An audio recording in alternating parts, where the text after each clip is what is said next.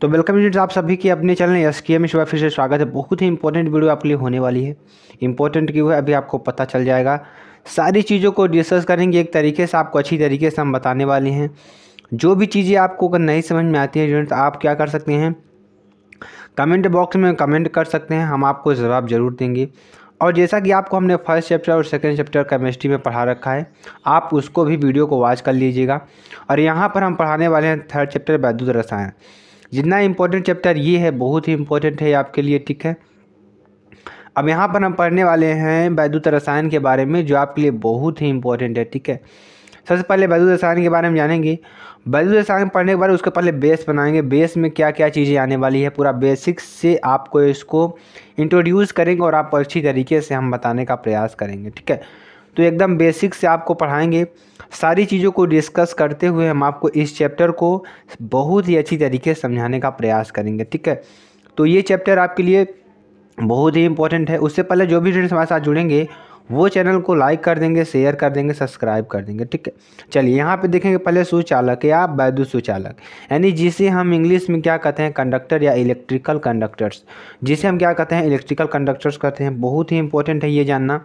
हमने आपको पिछले चैप्टर में कंडक्टर्स के बारे में बताया था, जो कि आसानी से इलेक्ट्रॉन का क्या कर सके, फ्लो करा सके या प्रवाहित करा सके, उसे हम क्या कहते हैं, कंडक्टर्स कहते हैं। तो ये चीज़ें हमने तो पिछले चैप्टर्स में पढ़ा रखी है। आप लोग वहाँ पर, अगर आप पिछला चैप्टर्स नहीं पढ़े हैं तो आप ये चैप्टर्स पढ़ने मत आइए, क्योंकि आप पिछला चैप्टर पढ़ेंगे तभी आपको ये चैप्टर्स समझ में आने वाले हैं, ठीक है। देखिए, वे पदार्थ जिसमें विद्युत धारा का प्रवाह किया जा सकता है सुचालक कहलाते हैं, ठीक है। कहने का मतलब क्या हुआ कि वे पदार्थ जिसमें विद्युत धारा का जो प्रवाह है वो क्या किया जाए, प्रवाह किया जा सकता है, सुचालक कहलाते हैं। यानी कि जिसमें विद्युत का प्रवाह क्या किया जाए, आसानी से करा दिया जाए, उसे हम क्या कहेंगे, सुचालक कहेंगे, यानी सुचालक कहलाते हैं, ठीक है। चलिए आगे देखिए क्या है हमारा, धातुएं वैद्युत के सुचालक होते हैं। धातुएं होती हैं मेरे प्यारे, धातुएं क्या होती हैं, वैद्युत की क्या होती हैं, सुचालक होती हैं, क्योंकि इनमें मुक्त इलेक्ट्रॉन उपस्थित होता है। इसमें क्या होता है, मुक्त इलेक्ट्रॉन उपस्थित होता है। जो धातुएं होती हैं इनमें क्या होता है, मुक्त इलेक्ट्रॉन होते हैं, इसलिए इसमें क्या होता है कि ये सुचालक होती हैं, ठीक है। आगे देखिए, धातुओं का जो जलीय विलयन है मेरे प्यारे, जो धातुओं का जो जलीय विलयन का मतलब क्या होता है, जैसे हम किसी जल में घोल देते हैं तो इसका जो जलीय विलयन होगा विद्युत का चालन करेगा। क्या करेगा, विद्युत का चालन करते हैं। ग्रेफाइट भी विद्युत का सुचालक होता है, क्योंकि इनमें मुक्त इलेक्ट्रॉन पाए जाते हैं। ग्रेफाइट होता है मेरे प्यारे स्टूडेंट्स, वो क्या होता है, विद्युत का सुचालक होता है, क्योंकि इसमें भी क्या पाया जाता है, इलेक्ट्रॉन पाए जाते हैं, मुक्त इलेक्ट्रॉन हमारे इसमें पाए जाते हैं, ठीक है। अब हम बात क्या करेंगे, अब बात करेंगे कुचालक के। कुचालक आखिरकार होता क्या है, ठीक है। तो हमने सुचालक के बारे में पढ़ा, सुचालक क्या होता है आप जान गए होंगे, ठीक है। अब हम पढ़ने वाले हैं मेरे प्यारे स्टूडेंट्स कुचालक के बारे में, ठीक है। नॉन कंडक्टर्स के बारे में जानने वाले हैं, बहुत ही इंपॉर्टेंट है ये, ठीक है। यानी कि वे पदार्थ जिनमें विद्युत धारा का प्रवाह नहीं किया जा सकता कुचालक कहलाते हैं। यानी कि वे पदार्थ, ऐसे पदार्थ हम लेंगे मेरे प्यारे स्टूडेंट जिसमें हम क्या कर सकते हैं, विद्युत धारा का प्रवाह नहीं कर सकते हैं, उसे हम क्या कहेंगे, कुचालक कहते हैं। जैसे शुद्ध जल, रबर, प्लास्टिक और सूखी लकड़ी, ये सब हमारे क्या हैं, सुचालक हैं, ठीक है। चलिए आगे हम पढ़ने वाले हैं विद्युत चालकों के प्रकार, टाइप्स ऑफ इलेक्ट्रिकल कंडक्टर्स। तो विद्युत चालकों के प्रकार के बारे में पढ़ेंगे, टाइप्स ऑफ इलेक्ट्रिकल कंडक्टर्स के बारे में पढ़ेंगे, बहुत ही इंपॉर्टेंट है ये, ठीक है। यह निम्नलिखित दो प्रकार के होते हैं। कितने प्रकार के, यह निम्नलिखित दो प्रकार के होते हैं। पहला हमारा क्या है, धात्विक चालक, यानी मेटोलिक। जो मेटोलिक कंडक्टर्स होता है वो क्या होता है, उसके बारे में पढ़ेंगे। यानी धातुओं में जब मुक्त इलेक्ट्रॉन के कारण धारा प्रवाह किया जाता है तब धात्विक चालक कहलाता है। यानी कि धातुओं में जब मुक्त इलेक्ट्रॉन के कारण, किसके कारण, मुक्त इलेक्ट्रॉनों के कारण जो विद्युत धारा का प्रवाह है वो किया जाता है तब धात्विक चालक कहलाता है, ठीक है। यानी कि कहने का मतलब क्या है कि धात्विक चालक किसे कहते हैं, कि धातुओं में जब मुक्त इलेक्ट्रॉनों के कारण, यानी जब हमारे मुक्त इलेक्ट्रॉन होते हैं जो आसानी से फ्लो कर सकते हैं, उनके कारण जो विद्युत धारा का प्रवाह किया जाता है तब धात्विक चालक कहलाता है। क्या कहलाता है? हमारा धात्विक चालक कहलाता है। जैसे कि आयरन हो गया, कापर हो गया, एल्यूमिनियम हो गया, सोना हो गया, चांदी हो गया।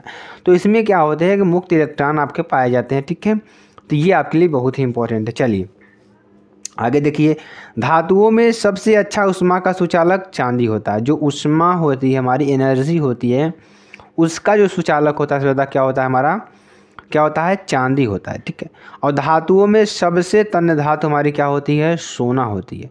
सोना क्या होता है मेरे प्यारे? सबसे ज़्यादा तन्य धातु। तन्य का मतलब सोना को सबसे अधिक ताना जा सकता है। ठीक है, यानी उसको सबसे अधिक बड़ा गया या उसका जो तार है सबसे अधिक उसका बनाया जा सकता है। तो ये आपका रहा बहुत ही इम्पोर्टेंट। चलिए आगे देखिए, अब हम देखिए एक नया चीज़ क्या पढ़ेंगे, विद्युत अपघटनी चालक। आखिरकार विद्युत अपघटनी चालक क्या होता है, अब इसके बारे में जानते हैं। ठीक है, यानी कि जब किसी विद्युत अपघट्य के विलयन में जब किसी विद्युत अपघट्य के विलयन में विद्युत अपघट्य के आयनों के द्वारा किसके द्वारा? विद्युत अपघट्य के आयनों के द्वारा विद्युत धारा का प्रवाह किया जाता है तो उसे विद्युत अपघटनी चालक कहते हैं। यानी कि जब किसी विद्युत अपघट्य के विलयन में, जब कोई हमारा क्या है विद्युत अपघट्य का विलयन है, उसमें विद्युत अपघट्य के आयनों के द्वारा, अभी आपको बताएंगे विद्युत अपघट्य किसे कहते हैं। जब हम किसी यानी कि जो हमारा विलयन होगा उसमें जो धातु का विलयन होगा उसमें प्लस और माइनस में तोड़ दे। जैसे NaCl के विलयन में जब हम क्या करें, धात्विक क्या कर दें, सोडियम की धातु ही जब उसमें लगा देते हैं तो क्या होता है कि उसमें क्या होता है कि जो हमारे आयन्स होते हैं टूट जाते हैं। उसी को हम क्या कहेंगे? अपघटनी विलयन कहेंगे। जैसे कि क्या कर रहा है कि जब किसी विद्युत अपघट्य के विलयन में विद्युत अपघट्य के आयनों के द्वारा विद्युत धारा का प्रवाह किया जाता है तो उसे विद्युत अपघटनी चालक कहते हैं। ठीक, तो ये चीज़ें आपको समझ में आ गई, बहुत ही इंपॉर्टेंट है। चलिए आगे आपको बताते हैं। देखिए, धातुओं में जो ऊष्मा का स्थानांतरण है किसके द्वारा होता है? इलेक्ट्रॉनों के द्वारा होता है।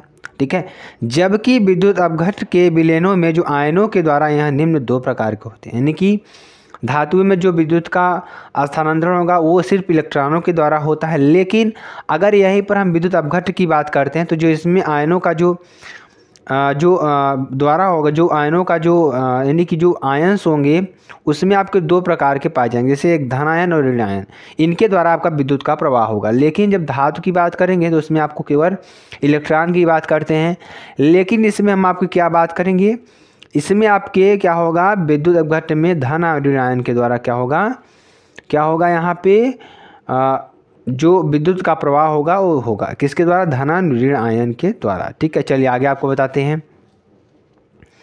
विद्युत अपघटनी चालक के प्रकार की बात करते हैं। आखिरकार विद्युत अपघटनी चालक हमारे कितने प्रकार का होता है, और इसकी PDF आपको SKM मैसेजिक टेलीग्राम चैनल पर मिल जाएगी। और जो भी स्टूडेंट्स हमारे साथ नए जुड़ेंगे वो चैनल को सब्सक्राइब कर देंगे, लाइक कर देंगे, कमेंट और शेयर कर देंगे। ठीक है, और बिना कमेंट और शेयर किए आपको जाना नहीं है मेरे प्यारे स्टूडेंट्स। ये सब आपके लिए किया जा रहा है तो आप इसको ज़रूर से ज़रूर फॉलो करें। ठीक है, तो प्रबल विद्युत अपघट्य की बात करेंगे तो यहाँ निम्नलिखित दो प्रकार के होते हैं। जो प्रबल विद्युत अपघट्य हैं वो निम्नलिखित हमारे दो प्रकार के होते हैं।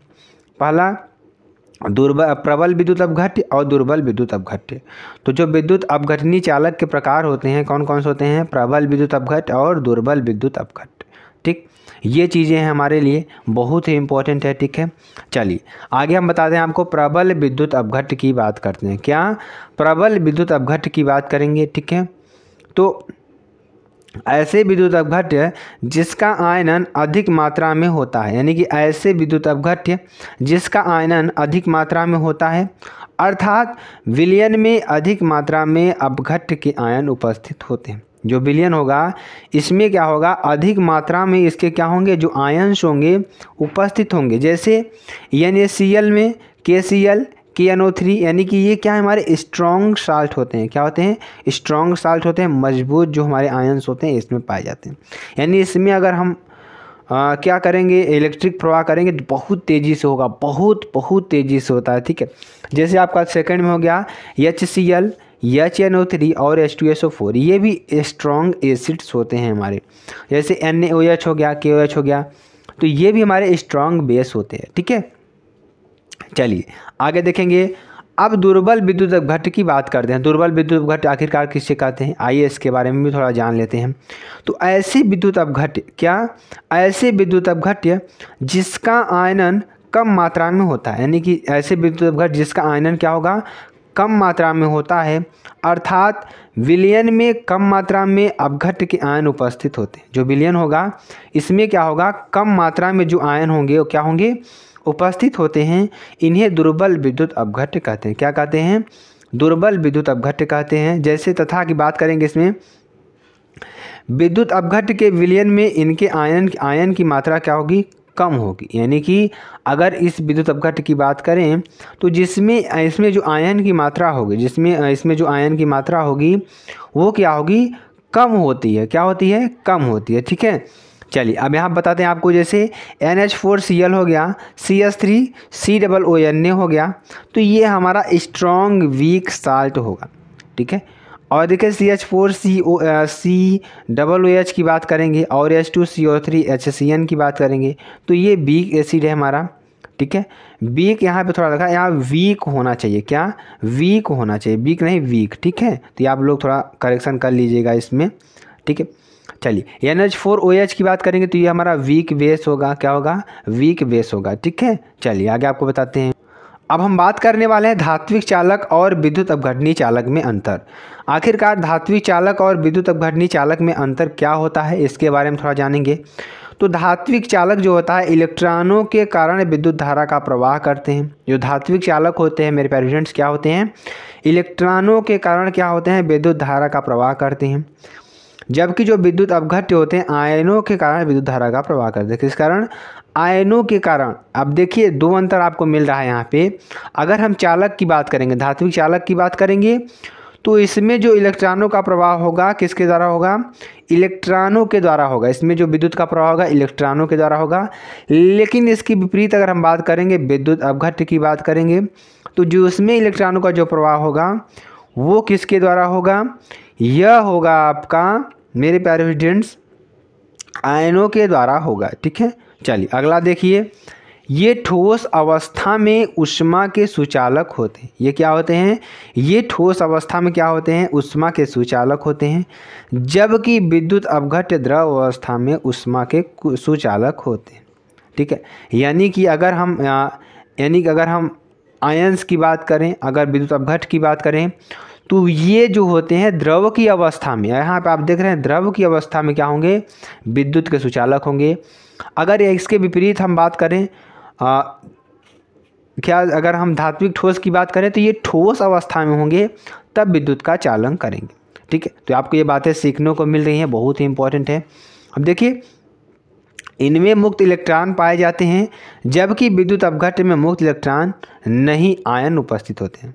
इसमें क्या होगा, मुक्त इलेक्ट्रॉन पाए जाते हैं। ठीक है, जबकि विद्युत अपघट्य में क्या होगा, मुक्त इलेक्ट्रॉन नहीं, आयन उपस्थित होते हैं। ठीक है, इसमें आयन उपस्थित होते हैं। चलिए आगे बताते हैं आपको।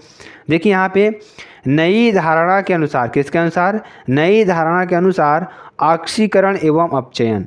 अब देखिए नई धारणा के अनुसार ऑक्सीकरण और अपचयन कब होगा, इसके बारे में थोड़ा आपको हम बताते हैं। ऑक्सीडेशन, ऑक्सीकरण क्या कहेंगे, ऑक्सीडेशन कहेंगे।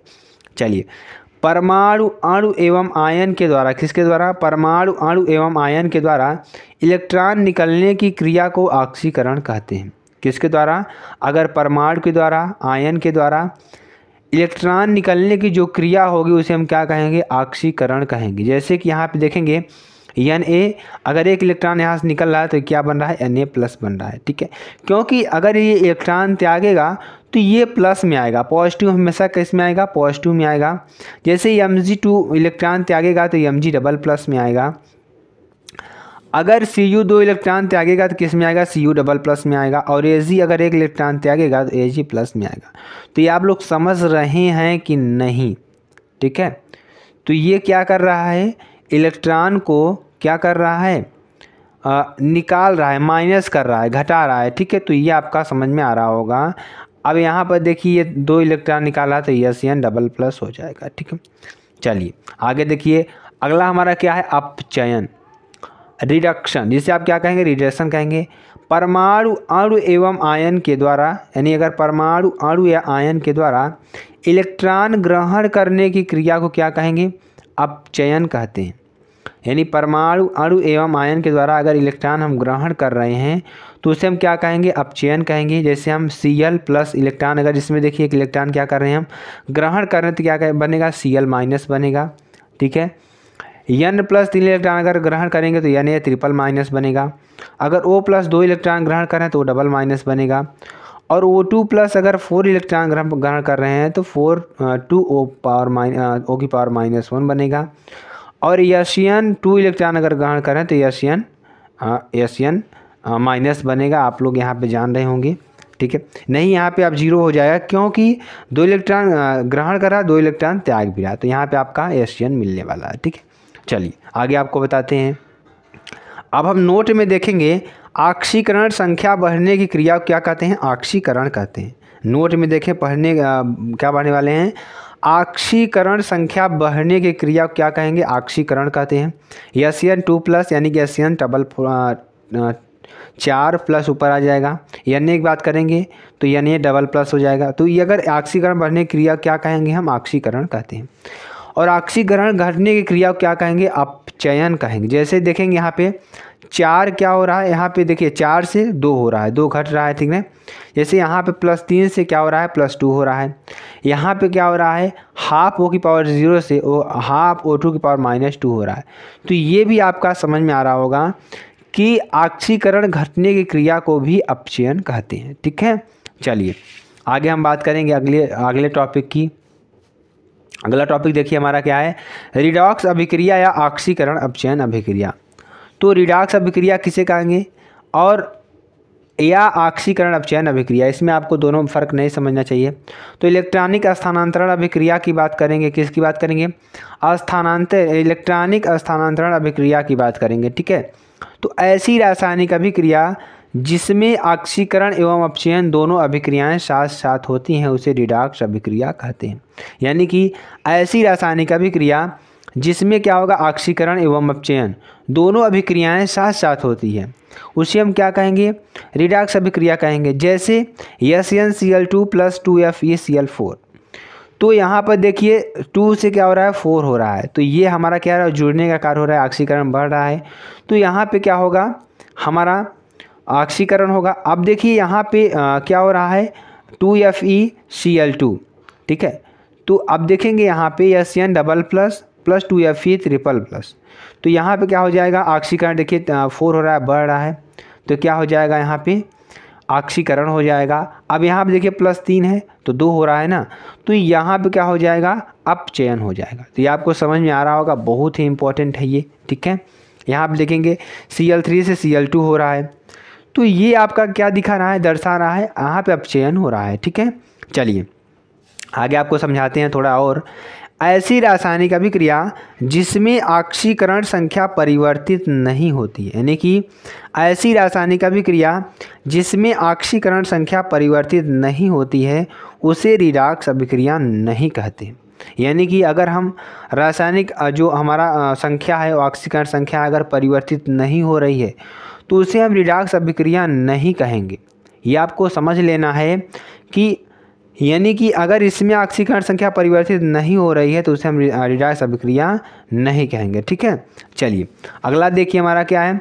ऑक्सीकारक, ऑक्सीडाइजिंग एजेंट, यानी जिस पदार्थ का अपचयन होता है, जिस पदार्थ का अपचयन होता है उसे ऑक्सीकारक कहते हैं। क्या कहते हैं? उसे ऑक्सीकारक कहते हैं। अथवा जिस पदार्थ की ऑक्सीकरण संख्या घटती है उसे ऑक्सीकारक कहते हैं। यानी कि आखिरकार एक आपको समझ लेना है कि जिस पदार्थ की ऑक्सीकरण संख्या, जो पदार्थ की ऑक्सीकरण संख्या उसमें घटती आपको दिख रही होगी उसी को हम क्या कहेंगे? ऑक्सीकारक कहेंगे। और जो पदार्थ इलेक्ट्रॉन ग्रहण करेगा उसे हम क्या कहेंगे? ऑक्सीकारक कहेंगे। तो ये आपकी 3 परिभाषाएं होंगी। कौन कौन सी? जिस पदार्थ का अपचयन होता है उसे ऑक्सीकारक कहेंगे, ऑक्सीकारक कहते हैं। जिस पदार्थ की ऑक्सीकरण संख्या घटती है उसे ऑक्सीकारक कहते हैं। जिस पदार्थ का इलेक्ट्रॉन ग्रहण करते हैं उसे हम ऑक्सीकारक कहते हैं। तो ये आपको याद कर लेना है, बहुत ही इंपॉर्टेंट है। ठीक है। यानी अगला देखिए क्या है? ऑक्सीकारक दूसरे पदार्थों को ऑक्सीकृत करके स्वयं अपचयित हो जाता है। कहने का मतलब जो आक्सीकारक होगा वो दूसरे पदार्थों को क्या करेगा, आक्सीकृत करके स्वयं क्या होगा, अपचयित हो जाएगा। क्या हो जाएगा, अपचयित हो जाएगा। इसको ध्यान समझिएगा, बहुत ही प्यार से, बहुत ही सिंपल तरीके में इसको समझने का प्रयास करेंगे मेरे प्यारे स्टूडेंट्स कि आक्सीकरण दूसरे पदार्थों को आक्सीकृत करके स्वयं अपचयित हो जाता है। जैसे SnCl2 + 2FeCl3, SnCl4 + 2FeCl2, ये आपका है, बहुत ही इंपॉर्टेंट है, ठीक है। और Sn++ + 2Fe डबल प्लस की बात करेंगे, या देखेंगे यहाँ पे Sn++ से देखिए इसमें 2 इलेक्ट्रॉन, देखिए यहाँ से देखेंगे 2Fe++ से, तो यहाँ पे 2 इलेक्ट्रॉन माइनस हो रहे हैं, तो क्या हो जाएगा यहाँ पे 2Fe हो जाएगा, डबल+ हो जाएगा, ठीक है। तो ये आपका समझ में आ रहा होगा, रिडक्शन हो रहा है, ठीक है। चलिए अब हम अपचायक की बात कर लेते हैं। अपचायक किसे कहते हैं, ठीक है। तो अब हम पढ़ने वाले हैं अपचायक। अपचायक के बारे में, यानी रिड्यूसिंग एजेंट के बारे में पढ़ने वाले हैं। ये भी मेरे प्यारे स्टूडेंट बहुत ही इंपॉर्टेंट है। एक्चुअली इसके बारे में थोड़ा जान लेते हैं और आपको अच्छी तरीके से बताने का प्रयास करेंगे। देखें, जिस पदार्थ का आक्सीकरण होता है उसे अपचायक कहते हैं। कहने का मतलब जिस पदार्थ का आपका आक्सीकरण होगा, ठीक है, जिस पदार्थ का आक्सीकरण होगा उसे हम अपचायक कहेंगे। जिस पदार्थ की आक्सीकरण संख्या बढ़ती है, ध्यान देने वाली बात क्या है कि जिस पदार्थ की आक्सीकरण संख्या क्या होगी, बढ़ती है, उसे अपचायक कहते हैं, ठीक है। और देखेंगे यहाँ पे अपचायक दूसरे पदार्थों को अपचयित करके स्वयं आक्सीकृत हो जाता है। जो अपचायक होता है वह क्या होता है कि दूसरे पदार्थों को क्या करता है, अपचयित करके क्या करता है, स्वयं आक्सीकृत हो जाता है, ठीक है। क्या हो जाता है, स्वयं आक्सीकृत होता है। तो बहुत ही इंपॉर्टेंट है ये, ठीक है। चलिए आगे देखिए क्या है हमारा आक्सीकरण संख्या या आक्सीकरण अवस्था, ठीक है। तो इसमें हम पढ़ने वाले हैं आक्सीकरण संख्या या आक्सीकरण अवस्था। तो इसमें कुछ रूल्स होंगे, उस रूल्स को आपको पढ़ना होगा, बहुत ही इंपॉर्टेंट है, तभी आप इसको थोड़ा निकाल पाएंगे, ठीक है। देखेंगे किसी यौगिक के अणु में आयनों पर स्थित आवेशों की संख्या को आक्सीकरण संख्या कहते हैं। मतलब कहने का मतलब क्या हुआ, किसी यौगिक के अणु में, मान लेते हैं कोई यौगिक है, उसका एक अणु लेते हैं, तो उसके अणु में आयनों पर, उसके अणु के जो आयन्स होंगे उस पर स्थित आवेशों की जो संख्या होगी, जो उस पर आवेशों की संख्या होगी उस पर स्थित, उसे हम क्या कहेंगे, आक्सीकरण संख्या कहते हैं। क्या कहते हैं, आक्सीकरण संख्या कहते हैं। जैसे NaCl में, जैसे आप NaCl लेंगे तो NaCl आप जैसे लेते हैं तो क्या होगा इसमें, तो NaCl में क्या होगा, जैसे Na+ की और जो ऑक्सीडेशन नंबर है कितना होगी, +1, क्योंकि इसके ऊपर क्या है, प्लस का निशान, +1 आया है, तो इसकी जो ऑक्सीडेशन नंबर होगी, जो ऑक्सीकरण संख्या क्या होगी, +1 होती है। तो ये चीज़ आपको याद कर लेना है, बहुत ही इंपॉर्टेंट है, ठीक है। तो इसका PDF भी आपको मिल जाएगा SKM स्टडी टेलीग्राम चैनल पर, बहुत ही इंपॉर्टेंट है। तो आपको बस हमारे साथ जुड़ना है, अच्छी तरीके से पढ़ाई करनी है। तो स्टूडेंट देखिए क्या है कि आपको एक क्लियरेंस होनी चाहिए कि आखिरकार हम पढ़ क्या रहे हैं, हम इससे क्या चीज़ अर्जित कर रहे हैं, ठीक है। तो सारी चीज़ों को इसमें हम डिस्कस करेंगे, बस आप क्या बने रहेंगे लास्ट तक, तो आपको सारी चीज़ों को क्लियर हो जाएगा। देखिए और Cl- की बात करते हैं, इसकी ऑक्सीडेशन नंबर जो होगी क्या होगी, माइनस होगी, क्योंकि ये देखिए इसके ऊपर क्या है, -1 है, तो ये हो जाएगी -1 होती है, ठीक है। बहुत ही इंपॉर्टेंट है ये, ठीक है। चलिए आगे देखिए, यहाँ पर देखेंगे आक्सीकरण संख्या के नियम। आक्सीकरण, आखिरकार आक्सीकरण संख्या के नियम क्या होते हैं, उन नियमों को भी जानेंगे और आपको थोड़ा बताने का प्रयास करेंगे, ठीक है। चलिए ये बहुत ही इंपॉर्टेंट है, अगर आप नियम जाने रहेंगे, ठीक है, तो आपको आक्सीकरण संख्या निकालने में क्या होगी, आसानी होगी। तो रूल नंबर 1 की बात करेंगे, रूल नंबर 1 की बात करेंगे, बहुत ही इंपॉर्टेंट है, ठीक है। जब कोई परमाणु या यौगिक, यानी जब कोई परमाणु या यौगिक तत्व अवस्था में, अर्थात किसमें, तत्व अवस्था में अर्थात एलिमेंट्री स्टेट में, तो उसकी आक्सीकरण संख्या क्या होगी, 0 होगी।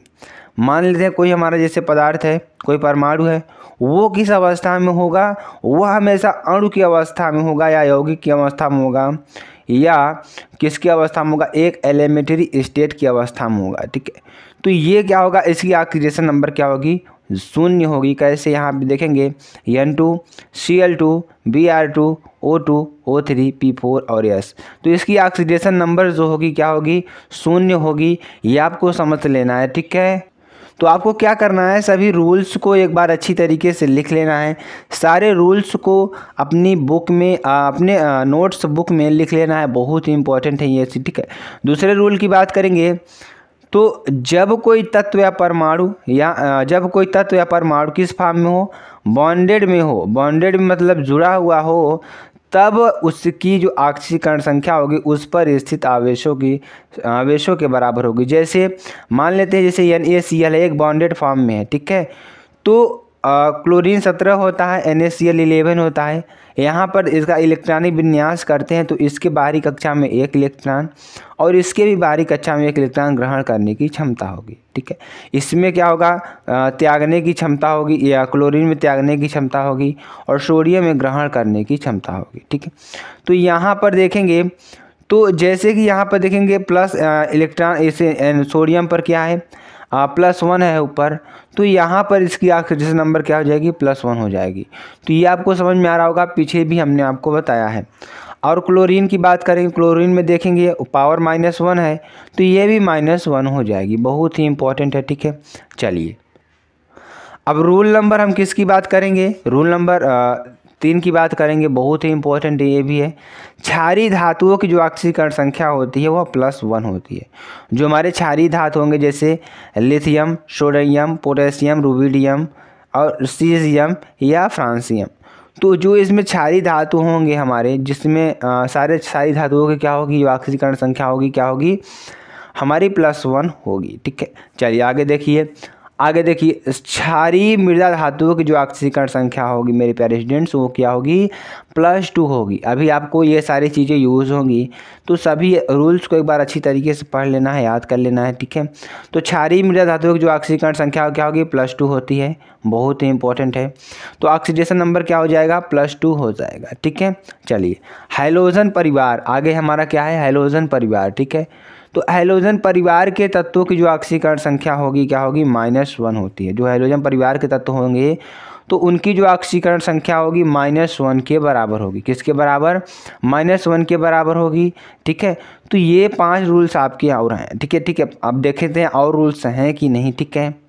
तो अगले रूल की बात करेंगे, अगला रूल नंबर 6 की बात करेंगे, तो शून्य वर्ग में उपस्थित, किसमें, शून्य वर्ग में उपस्थित तत्वों की जो ऑक्सीकरण संख्या होगी क्या होगी, 0 होती है।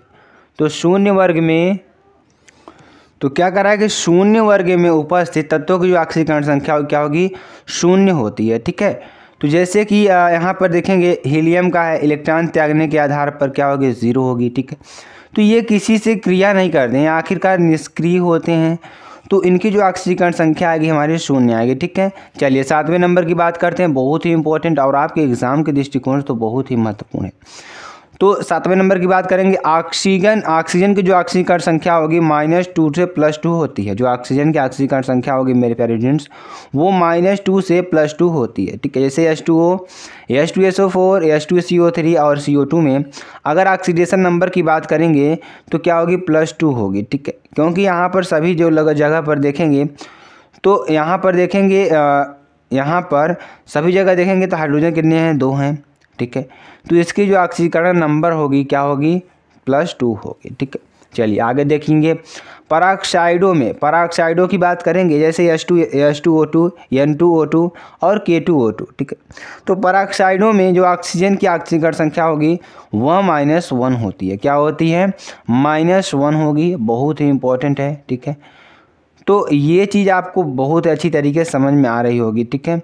चलिए अब 9वें नंबर की बात करेंगे। 9वां नंबर देखिए हमारा क्या है, उदासीन मूलकों की जो ऑक्सीकरण संख्या होगी, जो उदासीन मूलक होंगे, उदासीन का मतलब क्या होगा, जो किसी से क्रिया नहीं करेंगे, ठीक है, वो जहाँ रहेंगे उसी फॉर्म में रहेंगे, ठीक है।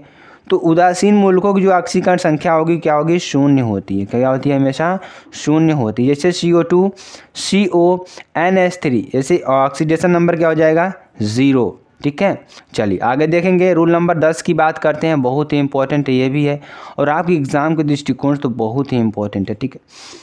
ऋण आयनिक मूलकों की जो ऑक्सीकरण संख्या होगी, ठीक है, ऋण आयनिक मूलकों की जो ऑक्सीकरण संख्या होगी उस पर स्थित आवेशों के बराबर होती है। ठीक है, तो जो ऋण आवेशित होंगे, जो अमूलक होंगे, उस पर जो आपके आवेश दिखाई देंगे वही आपकी क्या होगी, यहाँ ऑक्सीकरण संख्या होगी। ठीक है, क्या होगी, ऑक्सीकरण संख्या होगी। जैसे SO4 डबल माइनस -2 हो जाएगा इसका, CO3 डबल माइनस इसका -2 हो जाएगा, PO ट्रिपल माइनस इसका -3 हो जाएगा।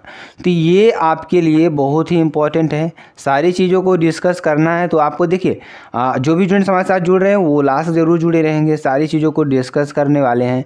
तो आपको ये चीज़ें पढ़ना और समझना बहुत ही इंपॉर्टेंट हो जाता है। ठीक है, अब हम बात करने वाले हैं रूल नंबर 11 की। तो बहुत ही आराम से अच्छी तरीके से आपको पढ़ना है, बहुत ज़्यादा प्रेशर नहीं लेना है, अच्छी तरीके से हम आपको बताने का प्रयास कर रहे हैं। जितनी भी चीज़ें हो रही हैं हम आपको डिस्कस करने का प्रयास कर रहे हैं। तो इसमें आपको घबराना नहीं है, अच्छी तरीके से पढ़ाई करती रहनी है, तो आपको सारी चीज़ें डिस्कस हो जाएंगी। देखिए, किसी यौगिक के ऑक्सीकरण संख्या, कोई यौगिक है उसका ऑक्सीकरण संख्या क्या है, 0 के बराबर होती है। जैसे कोई हमारा यौगिक है, जैसे Mg की ऑक्सीडेशन नंबर निकालेंगे तो Mg डबल प्लस हो जाएगा, तो यहाँ पे होगा +2। Cl का ऑक्सीजन नंबर क्या होगी, 0। ठीक है, तो यहाँ पे अगर हम देखेंगे तो +2 2 इंटू, ठीक है, +2 + 2 इंटू -1। ठीक है, MgCl2 होगा, यहाँ पे MgCl नहीं होगा, MgCl2 होगा। ठीक है, यहाँ पे MgCl2 होगा। ठीक है, चलिए आगे देखिए। अब देखेंगे यहाँ पे अगर इसको सॉल्व करते हैं +2 + 2 -1 0, तो 2 - 2 क्या हो जाएगा, 0 हो जाएगी। ठीक है, चलिए अब SO4 माइनस की बात करते हैं। सल्फ़र की अगर ऑक्सीकरण नंबर देखेंगे तो क्या होती है, +4 होगी। ठीक है, तो यहाँ पे अगर हम देखते हैं तो और देखेंगे ऑक्सीजन की क्या होगी, -2 होगी। तो सल्फ़र की हमें निकालना है। ठीक है, तो सल्फ़र की ऑक्सीडेशन नंबर हमें निकालना है। और देखेंगे अगर ऑक्सीजन की बात करते हैं, ऑक्सीजन कितना होगा, -2। ठीक है, -2 होगा। तो यहाँ पे अगर हम निकालने वाली बात करें तो क्या हो जाएगा, देखेंगे क्या हो जाएगा। यहाँ पे अगर देखते हैं तो आपका हो जाएगा -8, यहाँ -8 और इधर जाएगा तो प्लस हो जाएगा, तो क्या हो जाएगा, ऑक्सीडेशन नंबर 6 हो जाएगी सल्फ़र की। ठीक है, चलिए अब रूल नंबर 12 की बात कर लेते हैं, जो आपके लिए बहुत ही इंपॉर्टेंट है, ये भी है और आप एग्ज़ाम के दृष्टिकोण से तो बहुत ही महत्वपूर्ण है। ठीक है, तो हाइड्रोजन की जो ऑक्सीकरण संख्या होगी धातु अधातु के साथ निम्नलिखित होती है। तो हाइड्रोजन के साथ जो ऑक्सीकरण संख्या होती है आपकी धातु और अधातु के साथ क्या होगी, निम्नलिखित होती है। जैसे हाइड्रोजन की ऑक्सीडेशन नंबर क्या होगी, H2O He H2SO4 में हाइड्रोजन की जो ऑक्सीडेशन नंबर क्या होगी, 1 होगी, प्लस क्या होगी, +1 होगी। और NaH की बात करेंगे, NaH KH MgH2 और CaH2 की बात करेंगे तो इसमें हाइड्रोजन की जो ऑक्सीडेशन नंबर होगी -1 के बराबर होगी। ठीक है, चलिए अब KMnO4 की बात करते हैं। KMnO4 में मैग्नीज की ऑक्सीडेशन नंबर निकालनी है हमको। तो यहाँ पर देखेंगे K की जो ऑक्सीडेशन नंबर होती है +1 होती है और O की ऑक्सीडेशन नंबर -2 होती है, आपने कई बार बताया है। और इसका अगर M1 का निकालना तो इसको मान लेते हैं x। ठीक है, तो +1 + x + 4 × -2 बराबर 0, तो क्या हो जाएगा यहाँ पे 1 + x - 8 बराबर 0, या x बराबर 8 - 1, या x बराबर 7। तो ये आपका आंसर आ जाएगा। ठीक है, क्वेश्चन की बात करें और क्वेश्चन आपको दिखाते हैं। तो K2SO4 में सल्फ़र की ऑक्सीडेशन नंबर निकालेंगे, तो सल्फ़र को x मान लेते हैं या s ही रहने देते हैं। अब K का देखेंगे, K का कितना होता है, +1 होता है और 2 है, तो बाहर क्या हो जाएगा, 2 × +1।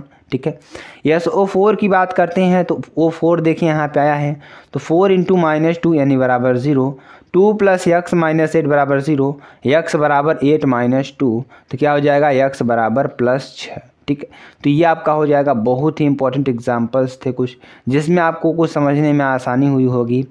आई होप आपको अच्छी तरीके से समझ में आ गया। अगर समझ में आ जाए तो आप एक बार लाइक कमेंट शेयर जरूर कर दीजिएगा। तो चलिए कुछ एग्जांपल्स और पढ़ लेते हैं जो आपके लिए बहुत ही इंपॉर्टेंट है। जैसे Na2CO3 में C की ऑक्सीडेशन नंबर क्या होगी, कार्बन की ऑक्सीडेशन नंबर क्या होगी। तो 2 इंटू, अब सोडियम की बात करेंगे तो इसका हो जाएगा +1, और सी का निकालना है तो इसको यक्स मान लेंगे, प्लस और 3, अब देखिए ओ की हमने क्या बताया -2 बराबर 0, तो ये आपको बार बार रिपीट हो रहा है तो आपको याद ही हो जाएगा। तो यहाँ पे देखेंगे इसका मल्टीप्लाई करेंगे 2 हो जाएगा प्लस यक्स, और यहाँ पे -6 बराबर 0, या यक्स बराबर 6 - 2 या यक्स बराबर 4। ठीक है, क्या हो जाएगा 4 हो जाएगा। ठीक है, चलिए आगे देखिए, K2Cr2O7 में Cr की ऑक्सीडेशन नंबर क्या होगी। ठीक है, क्रोमियम की ऑक्सीडेशन नंबर क्या होगी। आखिरकार अगर ये चीज़ दे दिया है हम कैसे निकाल सकते हैं। अब देखेंगे K की क्या होगी, प्लस होगी, क्योंकि यहाँ धात्विक है तो सभी धात्विक जो धातु होंगे उसका ऑक्सीडेशन नंबर +1 होता है। तो यहाँ पे क्या हो जाएगा 2 × +1, और यहाँ पर Cr2 है तो Cr का निकालना है 2x हो जाएगा, प्लस 7 × O का कहता है -2 होता है बराबर 0। बहुत ही सिंपल है, अच्छी तरीके से आपको समझ में आ रहा होगा। यहाँ पे क्या हो जाएगा 2 और प्लस 2x - 14 बराबर 0। ठीक है, अब देखेंगे, अब यहाँ पे 2x बराबर क्या हो जाएगा 14 में -2 करेंगे 12 हो जाएगा, और x बराबर 12/2 यानी कि x बराबर 6 आपका आ जाएगा। ठीक है, बहुत ही इंपॉर्टेंट है, आपको समझ में आ रहा होगा। अगर समझ में आ जाए तो आप वीडियो को लाइक कर दीजिएगा, शेयर कर दीजिएगा, कमेंट कर दीजिएगा। ठीक है, देखिए NaCl में सोडियम की बात करते हैं, सोडियम का क्या होगा, तो सोडियम का देखिए ओ का ऑक्सीडेशन नंबर क्या हो जाएगा x + -1 बराबर 0, या x -1 क्या हो जाएगा यहाँ पे x -1 बराबर 0, तो x बराबर क्या हो जाएगा +1 हो जाएगा। ठीक है, अब CaCO3 की बात करते हैं, तो स्टूडेंट्स CaCO3 की बात करेंगे तो कार्बन की जो ऑक्सीडेशन नंबर होगी 2 + x + 3 × -2 बराबर 0, और यहाँ पर अगर देखते हैं तो 2 + x - 6 बराबर 0, x बराबर 6 - 2 या x बराबर 4। तो ये कुछ एग्जांपल्स थे जो आपके लिए बहुत ही इंपॉर्टेंट थे, तो आपको इनको भी अच्छी तरीके से रीड आउट करना है ताकि आपको कोई दिक्कत ना हो। ठीक है, तो चलिए हम अगले टॉपिक की बात करते हैं। अगला टॉपिक क्या होगा, बहुत ही इंपॉर्टेंट, तो आपको ये समझना है अगला टॉपिक हमारा क्या है, बहुत ही इंपॉर्टेंट है। ठीक है, तो अगला क्या है, विद्युत रासायनिक सेल, इलेक्ट्रिक केमिस्ट्री सेल या केमिकल सेल। तो ये आपको अच्छी तरीके से मालूम होना चाहिए कि विद्युत रासायनिक सेल आखिरकार होता क्या है, इसको कैसे पहचानेंगे कि यह रासायनिक सेल है। ठीक है, तो अब देखेंगे विद्युत रासायनिक सेल होता क्या है। तो विद्युत रासायनिक सेल एक ऐसा निकाय है, जो विद्युत रासायनिक सेल होता है एक ऐसा निकाय है जिसमें 2 इलेक्ट्रोड एक ही विद्युत अपघट्ट या 2 अलग अलग विद्युत अपघट्ट में अपघट्ट के विलयन में मिलते हैं। कहने का मतलब विद्युत रासायनिक सेल एक ऐसा निकाय है, जो विद्युत रासायनिक सेल होता है एक ऐसा निकाय है जिसमें 2 इलेक्ट्रोड यानी कि 2 इलेक्ट्रोड जो होंगे एक ही विद्युत अपघट्ट या 2 अलग अलग विद्युत अपघट्ट के विलयन में मिलते हैं। जैसे हम आपको समझाने का प्रयास करेंगे। ठीक है, अब देखेंगे इलेक्ट्रोकेमिकल सेल कितने प्रकार के होते हैं। आखिरकार जो हमारे इलेक्ट्रिकल केमिकल सेल्स होते हैं वो आखिरकार आपके टाइप्स कितने होंगे, प्रकार कितने होंगे, उसके बारे में थोड़ा जानकारी ले लेते हैं। तो देखेंगे पहला हमारा क्या है, इलेक्ट्रोलिटिक सेल, वैद्युत अपघटनी सेल। ठीक है, तो पहला हमारा क्या है इलेक्ट्रोलिटिक सेल, वैद्युत अपघटनी सेल। दूसरा हमारा क्या है गैल्वेनिक सेल या गैल्वेनिक सेल। ठीक है, तीसरा क्या है हमारा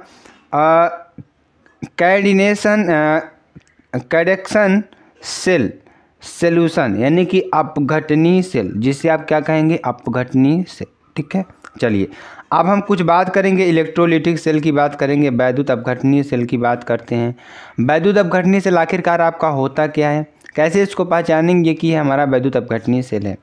तो बहुत ही सिंपल तरीका है, आपको हम समझाने का प्रयास करेंगे। मेरे प्यारे स्टूडेंट्स, मेरे प्यारे बच्चों, अगर इन चीज़ों को आपको समझना है तो अच्छी तरीके से आपको हमारे साथ जुड़े रहना है, प्रॉपर तरीके से वीडियोज़ को वॉच करना है। आपको लगातार वीडियोज़ दी जा रही हैं ताकि आपको कोई दिक्कत ना हो आगे। ठीक है, यहाँ पर देखते हैं हम जिस विद्युत अपघटनी सेल में यानी कि जिस विद्युत अगर यानी कि हम कहें तो जिस विद्युत अपघटनी सेल में विद्युत अपघट्य पदार्थों का क्या विद्युत अपघट्य पदार्थों का विद्युत अपघट्य कराया जाता है तो उसे विद्युत अपघटनी सेल कहते हैं। यानी कि जिस विद्युत अपघटनी सेल में विद्युत अपघट्य पदार्थों का क्या किया जाता है विद्युत अपघट्य कराया जाता है उसे विद्युत अपघटनी सेल कहते हैं। ठीक है।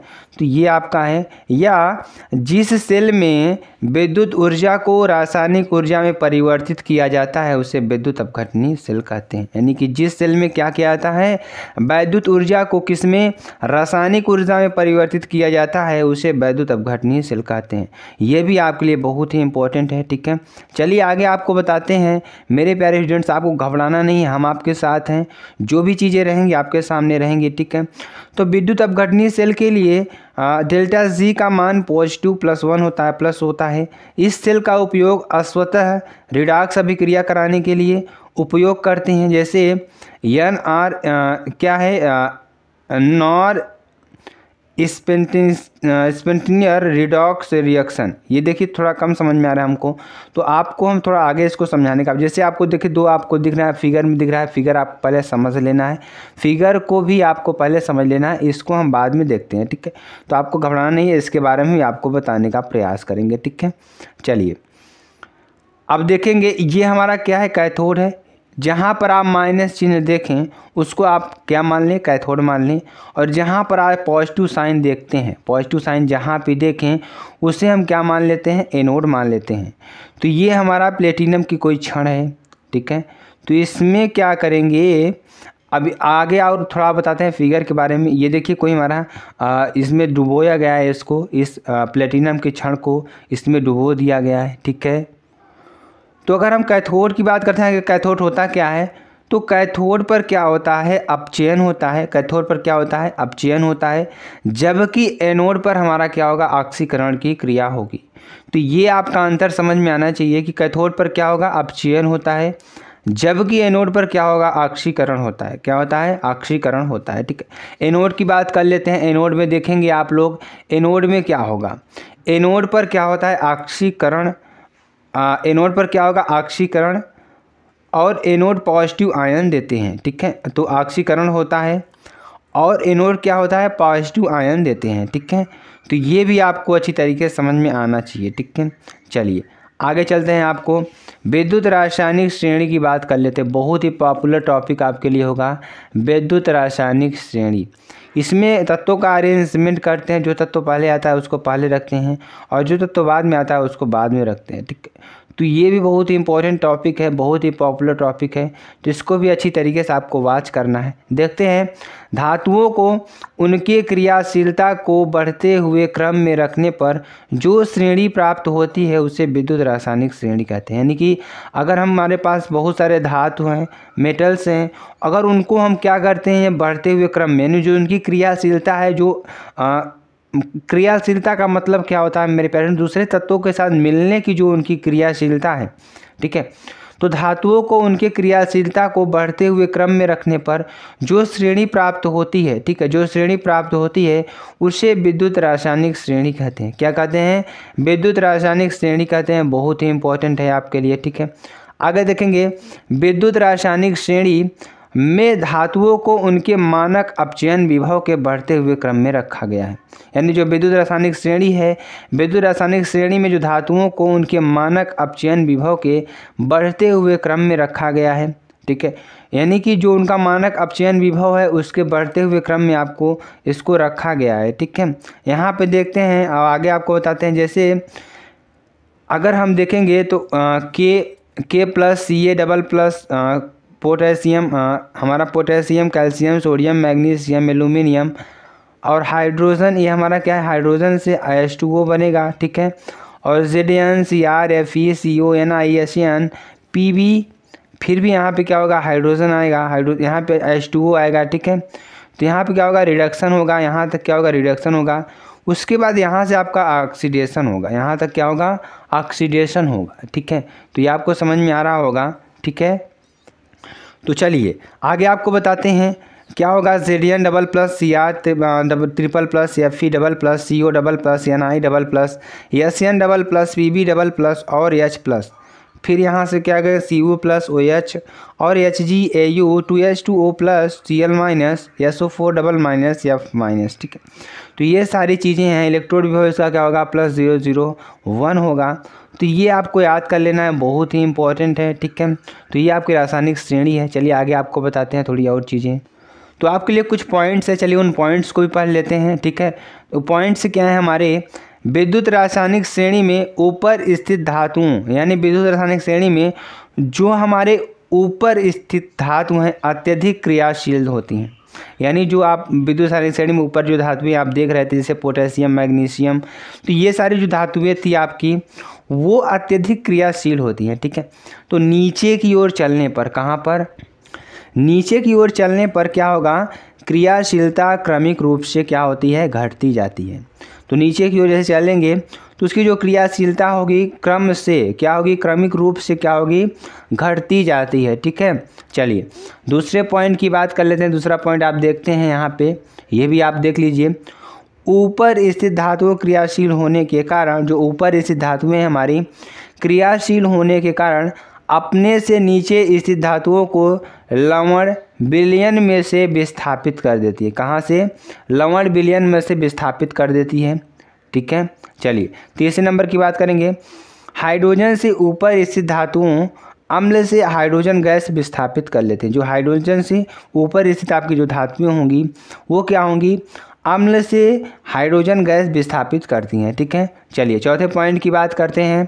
फोर्थ पॉइंट हमारा क्या है, कॉपर से नीचे स्थित, कहाँ से, कॉपर से नीचे स्थित धातुओं के ऑक्साइड को गर्म करने पर, जो कॉपर से नीचे जो आपकी धातुएं होंगी उसको गर्म करने पर क्या होगा, धातु एवं ऑक्सीजन में अपघटित हो जाती है। क्या हो जाती है, धातु एवं ऑक्सीजन में अपघटित हो जाती है। ठीक है, तो ये आपका बहुत वेरी मोस्ट इंपॉर्टेंट है। ठीक है, चलिए अब Ag2O की बात करेंगे। इसको जब हम गर्म करेंगे तो क्या बनेगा, 2Ag बनेगा प्लस हाफ O2 बनेगा। क्या बनेगा, हाफ O2 बनेगा। ठीक है, चलिए अब हम बात करते हैं फिफ्थ नंबर की बात करेंगे, 5वें नंबर की बात करेंगे।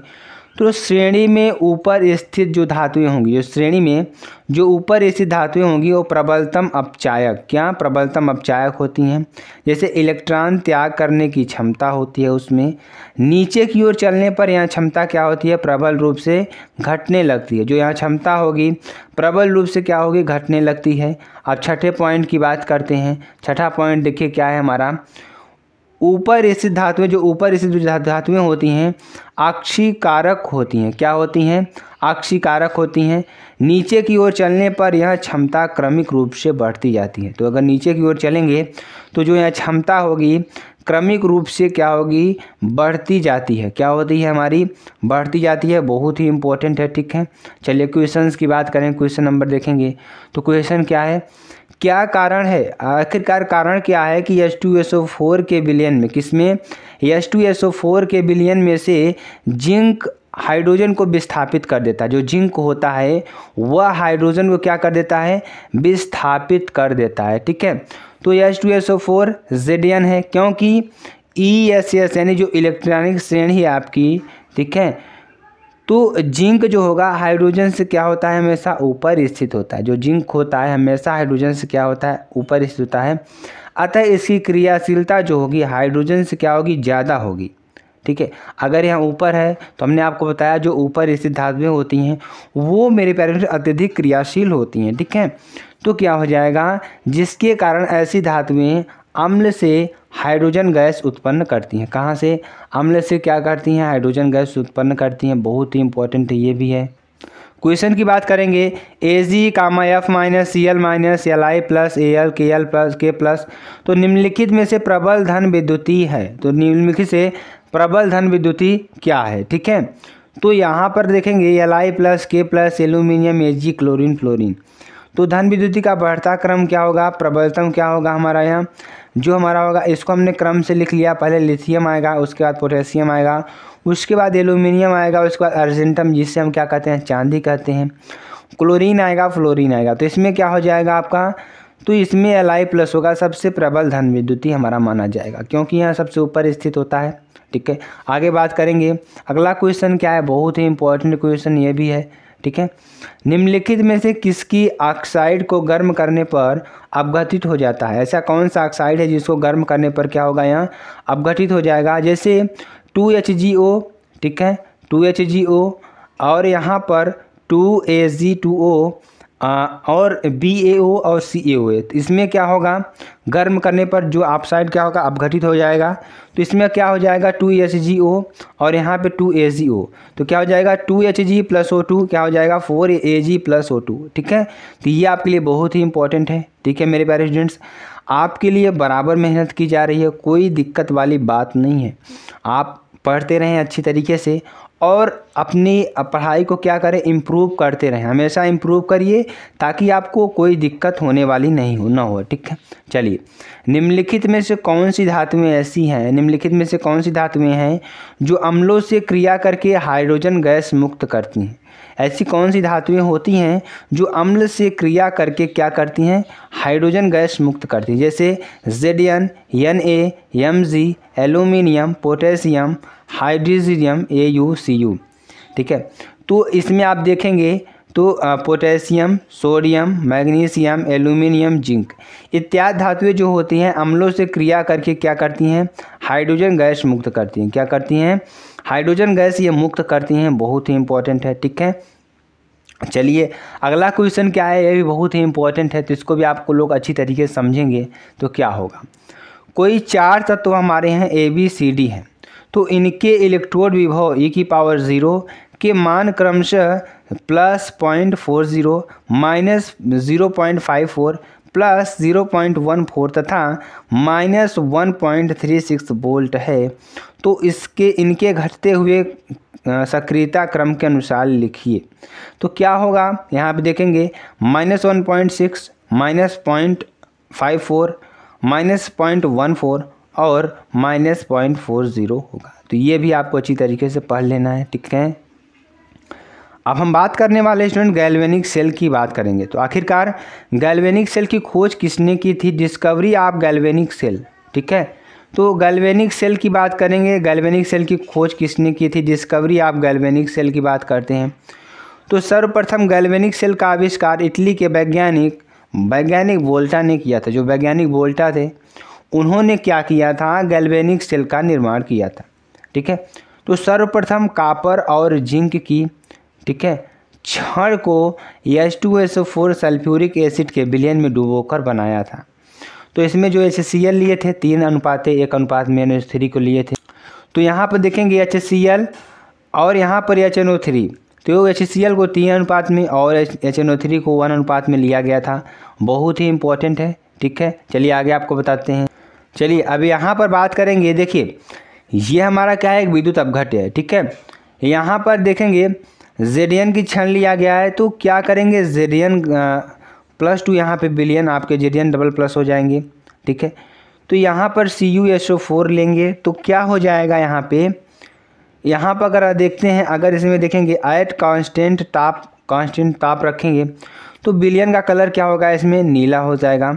और यहाँ पर ZnSO4 लेते हैं तो इसका क्या हो जाएगा, लाल भूरा हो जाएगा। ठीक है, तो क्या हो जाएगा, लाल भूरा हो जाएगा। ये हमारा CuSO4 का विलयन है। ठीक है, तो ये आपके लिए बहुत ही इंपॉर्टेंट है। इसमें 2 इलेक्ट्रॉन त्याग करके ये क्या हो जाएगा, इसमें Zn+ क्या हो जाएंगे, हमारे इकट्ठा हो जाएंगे। ये किस कलर का हो जाएगा, लाल भूरा कलर का हो जाएगा। जैसे आप यहाँ पे देखेंगे Zn 2 इलेक्ट्रॉन अगर ग्रहण कर रहा है तो क्या हो जाएगा, Zn डबल+ में हो जाएगा, यानी त्याग रहा है, निकाल रहा है, यानी Zn 2 इलेक्ट्रॉन निकाल रहा है। तो क्या हो जाएगा, यहाँ पे अगर देखते हैं तो Zn डबल+ हो जाएगा, हाफ रिएक्शन ऑक्सीडेशन हो जाएगा। ठीक है, यहाँ पर Cu और +2 इलेक्ट्रॉन यहाँ पे क्या कर रहा है, ले रहा है। ठीक है, तो यहाँ पर क्या हो जाएगा, Cu हो जाएगा और यहाँ पर Cu हो जाएगा, हाफ रिएक्शन हो जाएगा, तो रिडक्शन हो जाएगा यहाँ पे। ठीक है, चलिए अब यहाँ पर दोनों को सॉल्व करेंगे तो Zn + Cu डबल+ की बात करेंगे तो Zn + Cu+ एनर्जी आपकी हो जाएगी। ठीक है, चलिए अब नोट में कुछ पॉइंट्स हैं जो हमारे पढ़ लेते हैं, उस पॉइंट्स को भी देखेंगे। जो जिंक की क्षण होगी, जिंक की क्षण को जब CuSO4 के विलयन में डुबोते हैं, यानी जब जिंक की क्षण को हम क्या करेंगे, ZnSO4 यानी कि CuSO4 के विलयन में डुबोते हैं, तब जिंक के क्षण का जो भार होगा कम होने लगता है। जो जिंक के क्षण का जो भार है वो क्या होगा, कम होने लगता है। ठीक है, तो विलयन का जो कलर होगा नीला से लाल भूरा हो जाता है। क्या हो जाता है, नीला से लाल भूरा हो जाता है। ठीक है, तो आगे चलिए, विलयन का ताप क्या हो जाता है, तब बढ़ जाता है। क्या होता है, बढ़ जाता है। बहुत ही इंपॉर्टेंट ये भी है। चलिए अब हम बात करें गैल्वेनिक सेल। आखिरकार गैल्वेनिक सेल होता क्या है, तो इसके बारे में थोड़ी चर्चा कर लेते हैं और आपको अच्छी तरीके से हम बताने का प्रयास करते हैं। ठीक है, तो गैल्वेनिक सेल आखिरकार होता क्या है, तो यहाँ पे देखेंगे जिस सेल में, यानी कि जिस सेल में रासायनिक ऊर्जा को विद्युत ऊर्जा में परिवर्तित किया जाता है। ठीक है, यानी ऐसा कौन सा सेल है जिसमें अगर हम रासायनिक ऊर्जा को विद्युत ऊर्जा में परिवर्तित किया जाता है, उसे हम क्या कहेंगे, गैल्वेनिक सेल कहा जाता है। ठीक है, जैसे हमारा क्या होगा, डेनियल सेल, शुष्क सेल तथा प्राथमिक सेल। तो ये आपके 3 प्रकार के जो सेल होंगे वो हमारे गैनियल सेल होंगे। तो हमने आपको देखें, ये आपको सारी चीज़ों को डिस्कस किया। हमने आपको इससे पहले सिलेबस बताया था, सिलेबस की भी वीडियो आपको देख लेनी है, सिलेबस में आखिरकार पढ़ना क्या है। ठीक है, तो बहुत ही अच्छी तरीके से आपको एकदम बेसिक चीज़ों से बताया जा रहा है।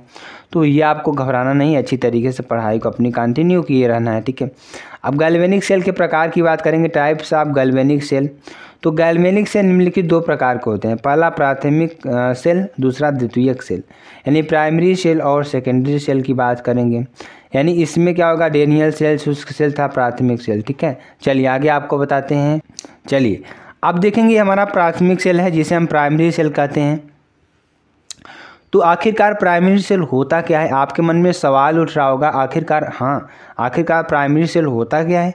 तो हम आपको बताना चाहेंगे मेरे प्यारे स्टूडेंट्स, आखिरकार प्राइमरी सेल किसे कहते हैं, जिस सेल को एक बार उपयोग में लाने के बाद, यानी ऐसे सेल बहुत होते हैं हमारे बाद कि जिस सेल को एक बार उपयोग लाने के बाद दोबारा चार्ज नहीं किया जा सकता है, उसे हम प्राथमिक सेल कहते हैं। जैसे आप लोग पहले बैटरी में जो सेल होते हैं यूज करते थे, तो उस सेल को एक बार हम यूज करके फेंक देते थे। जो पहले ट्रांजिस्टर आते थे, बाजा आते जिसे आप रेडियो कहते हैं, तो उसमें पहले एक एवर रेडी करके सेल आता था। ठीक है, तो ये सेल यूज होने के बाद ख़राब हो जाते थे। तो वहाँ पे क्या होता था कि उन सेल्स को एक बार यूज करने के बाद दोबारा हम यूज नहीं कर पाते, तो उसको निकाल करके हम नया सेल डलवाते थे। ठीक है, तो जिस सेल को एक बार उपयोग में लाने के बाद दोबारा नहीं चार्ज किया जा सकता है, उसे हम प्राथमिक सेल कहते हैं। जैसे हमारा आता है शुष्क सेल, ड्राई सेल जिसे हम कहते हैं। ठीक है, और द्वितीयक सेल की बात करेंगे, द्वितीयक सेल को भी आपको अच्छी तरीके से समझाते हैं।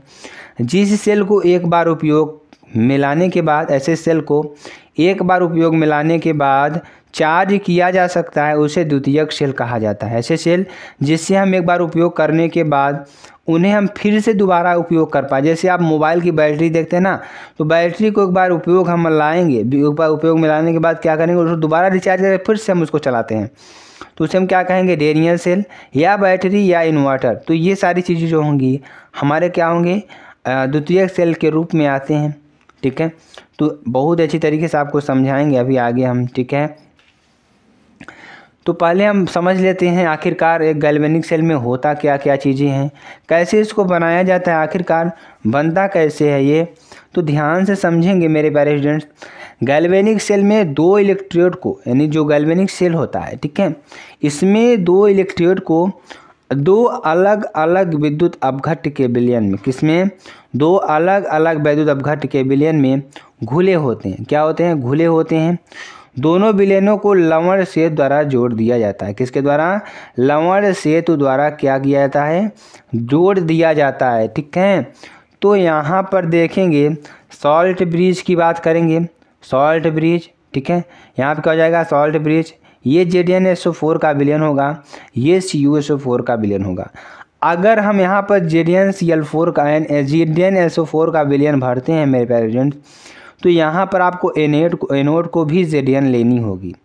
ठीक है, और यहाँ पर अगर हम कापर लेते हैं, कैथोड लेते हैं, तो यहाँ पर CuSO4 का विलयन भरना होगा। ठीक है, तो Zn डबल प्लस और SO4 डबल माइनस, तो Zn double plus is greater than SO4 double minus. ठीक है, ठीक है, तो यहाँ पर Cu double plus is less than SO4 minus.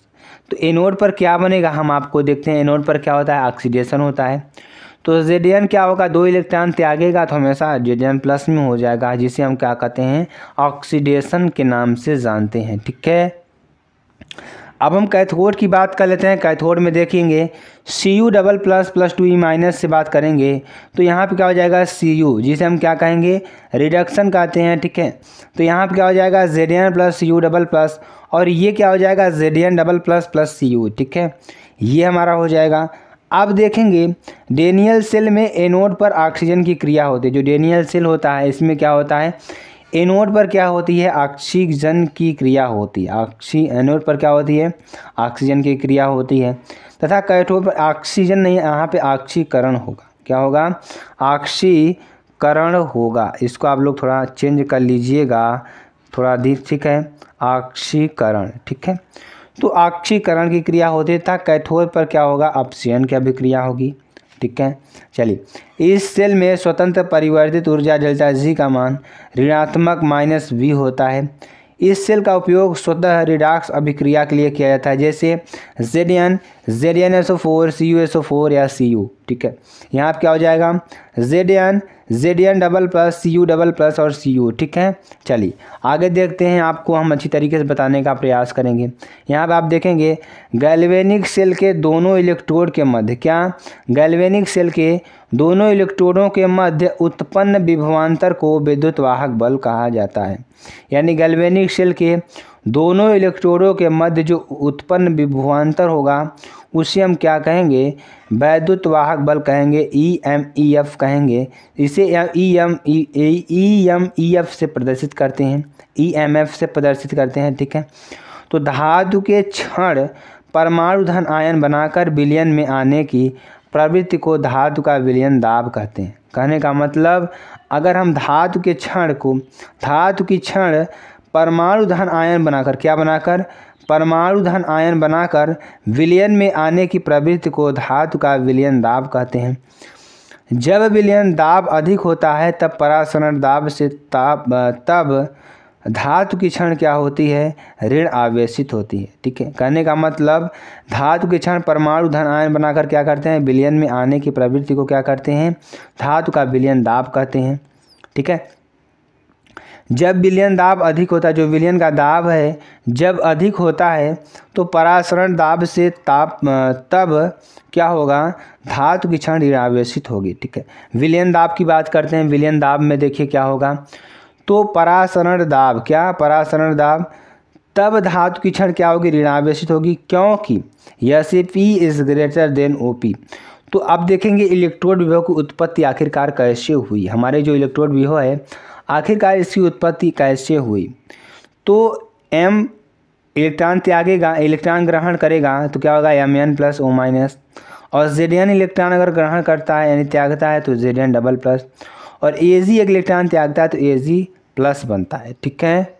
अब हम स्टेप 2 की बात कर लेते हैं। स्टेप 2 में देखिए विलयन के धन आयन विलयन से निकल कर क्या करते हैं धातु की क्षण में, यानी जो विलयन है विलयन के जो धनायन होते हैं वो विलयन से निकल कर क्या करते हैं धातु की क्षण से जाने की प्रवृत्ति को क्या करते हैं विलयन का परासरण दाब कहते हैं।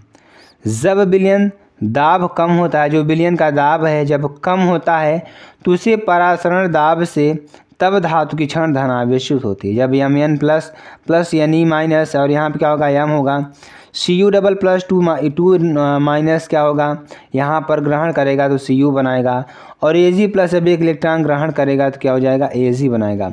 तो विलयन दाब इज लेस देन परासरण दाब तब धातु की क्षण जो होगी धनावेशित होगी, जिसे हम Sp से लेस देन OP से डिनोट करते हैं, प्रदर्शित करते हैं, ठीक है। चलिए अब इलेक्ट्रोड विभव की बात कर लेते हैं मेरे प्यारे स्टूडेंट्स। इलेक्ट्रोड विभव आखिरकार होता क्या है इसको भी समझना आपके लिए बहुत ही इंपॉर्टेंट हो जाता है, क्योंकि जब आप इस चैप्टर में घुसते हैं तो आपको एक नई चीज़ें देखने को मिलती हैं, ठीक है। तो यहाँ पर इलेक्ट्रोड विभव की बात करते हैं। इलेक्ट्रोड विभव में देखेंगे जब किसी धातु क्षण को उसी धातु के लवण विलयन में, ठीक है, जब किसी धातु क्षण को उसी धातु के लवण विलयन में डुबोया जाता है तब धातु की क्षण एवं विलयन के मध्य जो विभवांतर उत्पन्न होता है उसे इलेक्ट्रोड विभव कहते हैं। क्या कहते हैं इलेक्ट्रोड विभव कहते हैं। इसे E से प्रदर्शित करते हैं। किससे E से प्रदर्शित करते हैं। इसका मात्रक क्या होता है वोल्ट होता है। यहाँ पर अगर देखेंगे तो Zn माइनस 2 इलेक्ट्रॉन त्यागेगा तो क्या हो जाएगा, Zn डबल प्लस हो जाएगा, जिसे हम क्या कहेंगे, ऑक्सीडेशन कहेंगे। ठीक है, और Zn अगर क्या कहेंगे, अगर यहाँ पे रोड वेट कहेंगे तो क्या हो जाएगा, इलेक्ट्रोड पोटेंशियल यानी ऑक्सीडेशन होगा यहाँ पे। ठीक है, और यहाँ पर देखेंगे आगे Cu डबल प्लस, अगर 2 इलेक्ट्रॉन यहाँ पे ग्रहण कर रहा है तो रिडक्शन होगा। ठीक है, तो आगे करेंगे, इसमें क्या होगा, बढ़ेगा, क्या होगा, बढ़ेगा। ठीक है, और यहाँ पर रिडक्शन हो रहा है, इलेक्ट्रिक पोटेंशियल क्या होगा, रिडक्शन होगा। थोड़ा फिगर समझेंगे तो ये क्या होगा, Zn होगा, यहाँ पे Zn SO4 का विलयन लेंगे तो हाफ सेल होगा, ये भी हाफ सेल हमारा है, Cu की क्षण होगी, क्योंकि इसमें आपको एक ही दिखाया गया है, एक ही क्षण दिखाई गई है, तो ये हमारा हाफ सेल होगा। ठीक है, चलिए आगे आपको बताते हैं।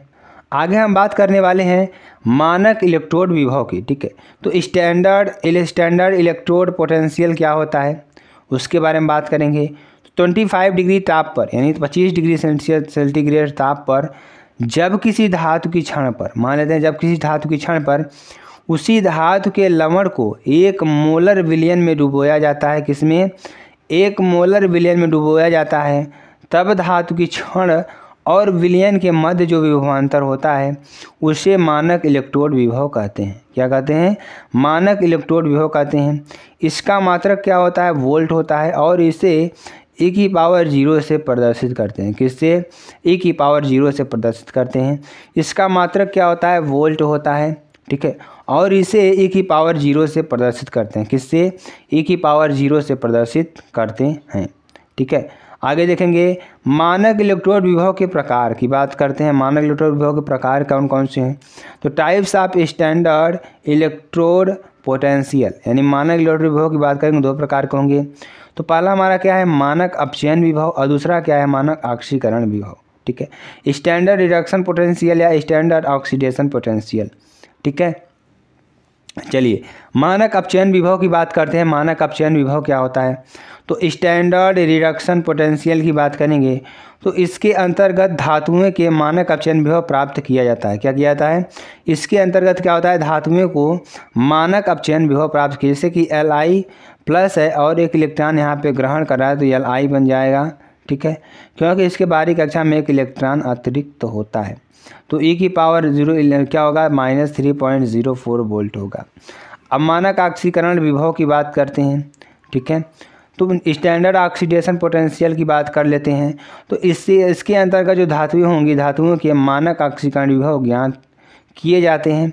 जैसे यहाँ पर Li एक इलेक्ट्रॉन त्याग करके Li+ बनाता है। ठीक है, तो यहाँ पे क्या आ जाएगा, +3.04 वोल्ट हो जाएगा। आई होप आपको इन दोनों का अंतर समझ में आ गया होगा। ठीक है, चलिए इलेक्ट्रोड विभव का मापन की बात करते हैं तो क्या हो जाएगा, मेजरमेंट ऑफ इलेक्ट्रोड पोटेंशियल। ठीक है, तो क्या हो जाएगा, किसी भी एकल इलेक्ट्रोड निरपेक्ष ज्ञात करना संभव नहीं होता है। क्या चीज़ें कर रहा है इसमें, किसी भी एकल इलेक्ट्रोड निरपेक्ष ज्ञात करना संभव नहीं होता है, परंतु 2 इलेक्ट्रोड अर्ध सेलों से बने गैल्वेनिक सेल के EMF मीटर द्वारा ज्ञात किया जाता है। किसके द्वारा, EMF मीटर द्वारा ज्ञात किया जाता है। ठीक है, तो किसी धातु का जो इलेक्ट्रोड विभव होगा दूसरे मानक हाइड्रोजन इलेक्ट्रोड विभव के सापेक्ष मापा जाता है। क्या, किसी धातु का जो इलेक्ट्रोड विभव होगा दूसरे मानक हाइड्रोजन इलेक्ट्रोड के सापेक्ष मापा जाता है। ठीक है, यहाँ पे देखेंगे मानक हाइड्रोजन का जो इलेक्ट्रोड विभव है 0.00 वोल्ट रखा गया है। ठीक है, क्या रखा गया है, 0.00 V वोल्ट रखा जाता है। इसके सापेक्ष सभी धातुओं के मानक इलेक्ट्रोड विभव ज्ञात किए जाते हैं। जैसे E की सेल बार क्या हो जाएगा, e⁻0 - e⁻0L, यानी कि e⁻0 सेल बराबर क्या हो जाएगा, E दायां - E बायां, या E कैथोड - E एनोड। ठीक है, चलिए आगे हम बताते हैं आपको मानक हाइड्रोजन इलेक्ट्रोड। क्या, मानक hydrogen electrode, standard hydrogen electrode की बात करेंगे तो मानक हाइड्रोजन इलेक्ट्रोड का ताप क्या होगा, 298 डिग्री केल्विन होगा, तथा दाब क्या होगा, 1 ATM, तथा सांद्रता क्या होगी, 1 मोल रखा जाता है। ठीक है, चलिए आगे आपको बताते हैं क्या होगा। मानक हाइड्रोजन इलेक्ट्रोड में सर्वप्रथम 1 वोल्ट मीटर क्या दिया था, पात्र लिया जाता है। पात्र में एक पीटी का कैथोड जिस पर प्लेटिनम ब्लैक की परत जमी होती है। 1 मोलर हाइड्रोजन आयन की सांद्रता के जलीय विलयन में डुबोया जाता है। ठीक है। अब एक वायुमंडलीय दाब पर नली की सहायता से, किसकी, नली की सहायता से हाइड्रोजन गैस को विलयन के अंदर प्रवाहित किया जाता है। इस विलयन का ताप 298 डिग्री केल्विन या 25 डिग्री सेंटीग्रेड होता है। इस प्रकार मानक हाइड्रोजन इलेक्ट्रोड बनाकर अन्य धातुओं के मानक अपचयन विभव एवं मानक ऑक्सीकरण विभव ज्ञात किया जाता है। ठीक है। तो यहाँ पर क्या हो जाएगा, पीटी H2 एटीएम या H प्लस Ag 1 मोल। तो यहाँ पे 298 डिग्री केल्विन रखा जाता है। तो एक एटीएम H2 गैस क्या हो जाएगा, 298 डिग्री केल्विन, या पीके क्या हो जाएगा, कैथोड हो जाएगा, पीटी क्या हो जाएगा, कैथोड हो जाएगा। यहाँ पे HCl 1 मोल और Hg प्लस 1 Ag लिया जाता है। ठीक है, यहाँ पे आप देखेंगे। ठीक है, चलिए आगे आपको बताते हैं। अब यहाँ पर कुछ आप देख रहे होंगे, मानक हाइड्रोजन के सापेक्ष Zn एवं Cu का मानक इलेक्ट्रोड विभव। तो मानक हाइड्रोजन के सापेक्ष हम क्या निकालने वाले हैं स्टूडेंट, आप कहीं पर जाइएगा नहीं, क्योंकि आपको समझ में आएगा, बिल्कुल समझ में आएगा, हम आपको समझाएंगे। यहाँ पर सबसे पहले आप देखेंगे एक एटीएम H2 गैस यहाँ पे आप भेजेंगे एटमॉस्फेयर प्रेशर पर, एक एटमॉस्फेयर प्रेशर पर आपको इसको गैस भेजना है। ठीक है, ये हमारा क्या है, सॉल्ट ब्रिज होता है। क्या होता है, सॉल्ट ब्रिज होता है। ये हमारा प्लेटिनम है। ठीक है, ये 298 डिग्री केल्विन या 25 डिग्री सेंटीग्रेड। ये HCl क्या है, 1 मोल लिया गया है, हमने आपको बता रखा है। और Cu या ZnSO4 का विलयन इसमें रखेंगे तो ये भी 1 मोल रखा जाएगा, या Zn या Cu रखा जाएगा। 298 डिग्री सेंटीग्रेड केल्विन ताप पर इसको लेंगे। तो PtH2 1 ATM, H plus Ag 1 मोल, Zn डबल प्लस Ag यानी एक्वाइस में, ठीक है, आयन है ये। तो ये एक मोल ये Zn हो जाएगा हमारा 1 एटीएम H2 गैस। ठीक है, तो 298 डिग्री केल्विन पर इसको हमेशा लेते हैं, गर्म करते हैं। तो ई सेल बराबर ERP की power E⁻0 RP minus E⁻0 RP, बायां दायां और बायां।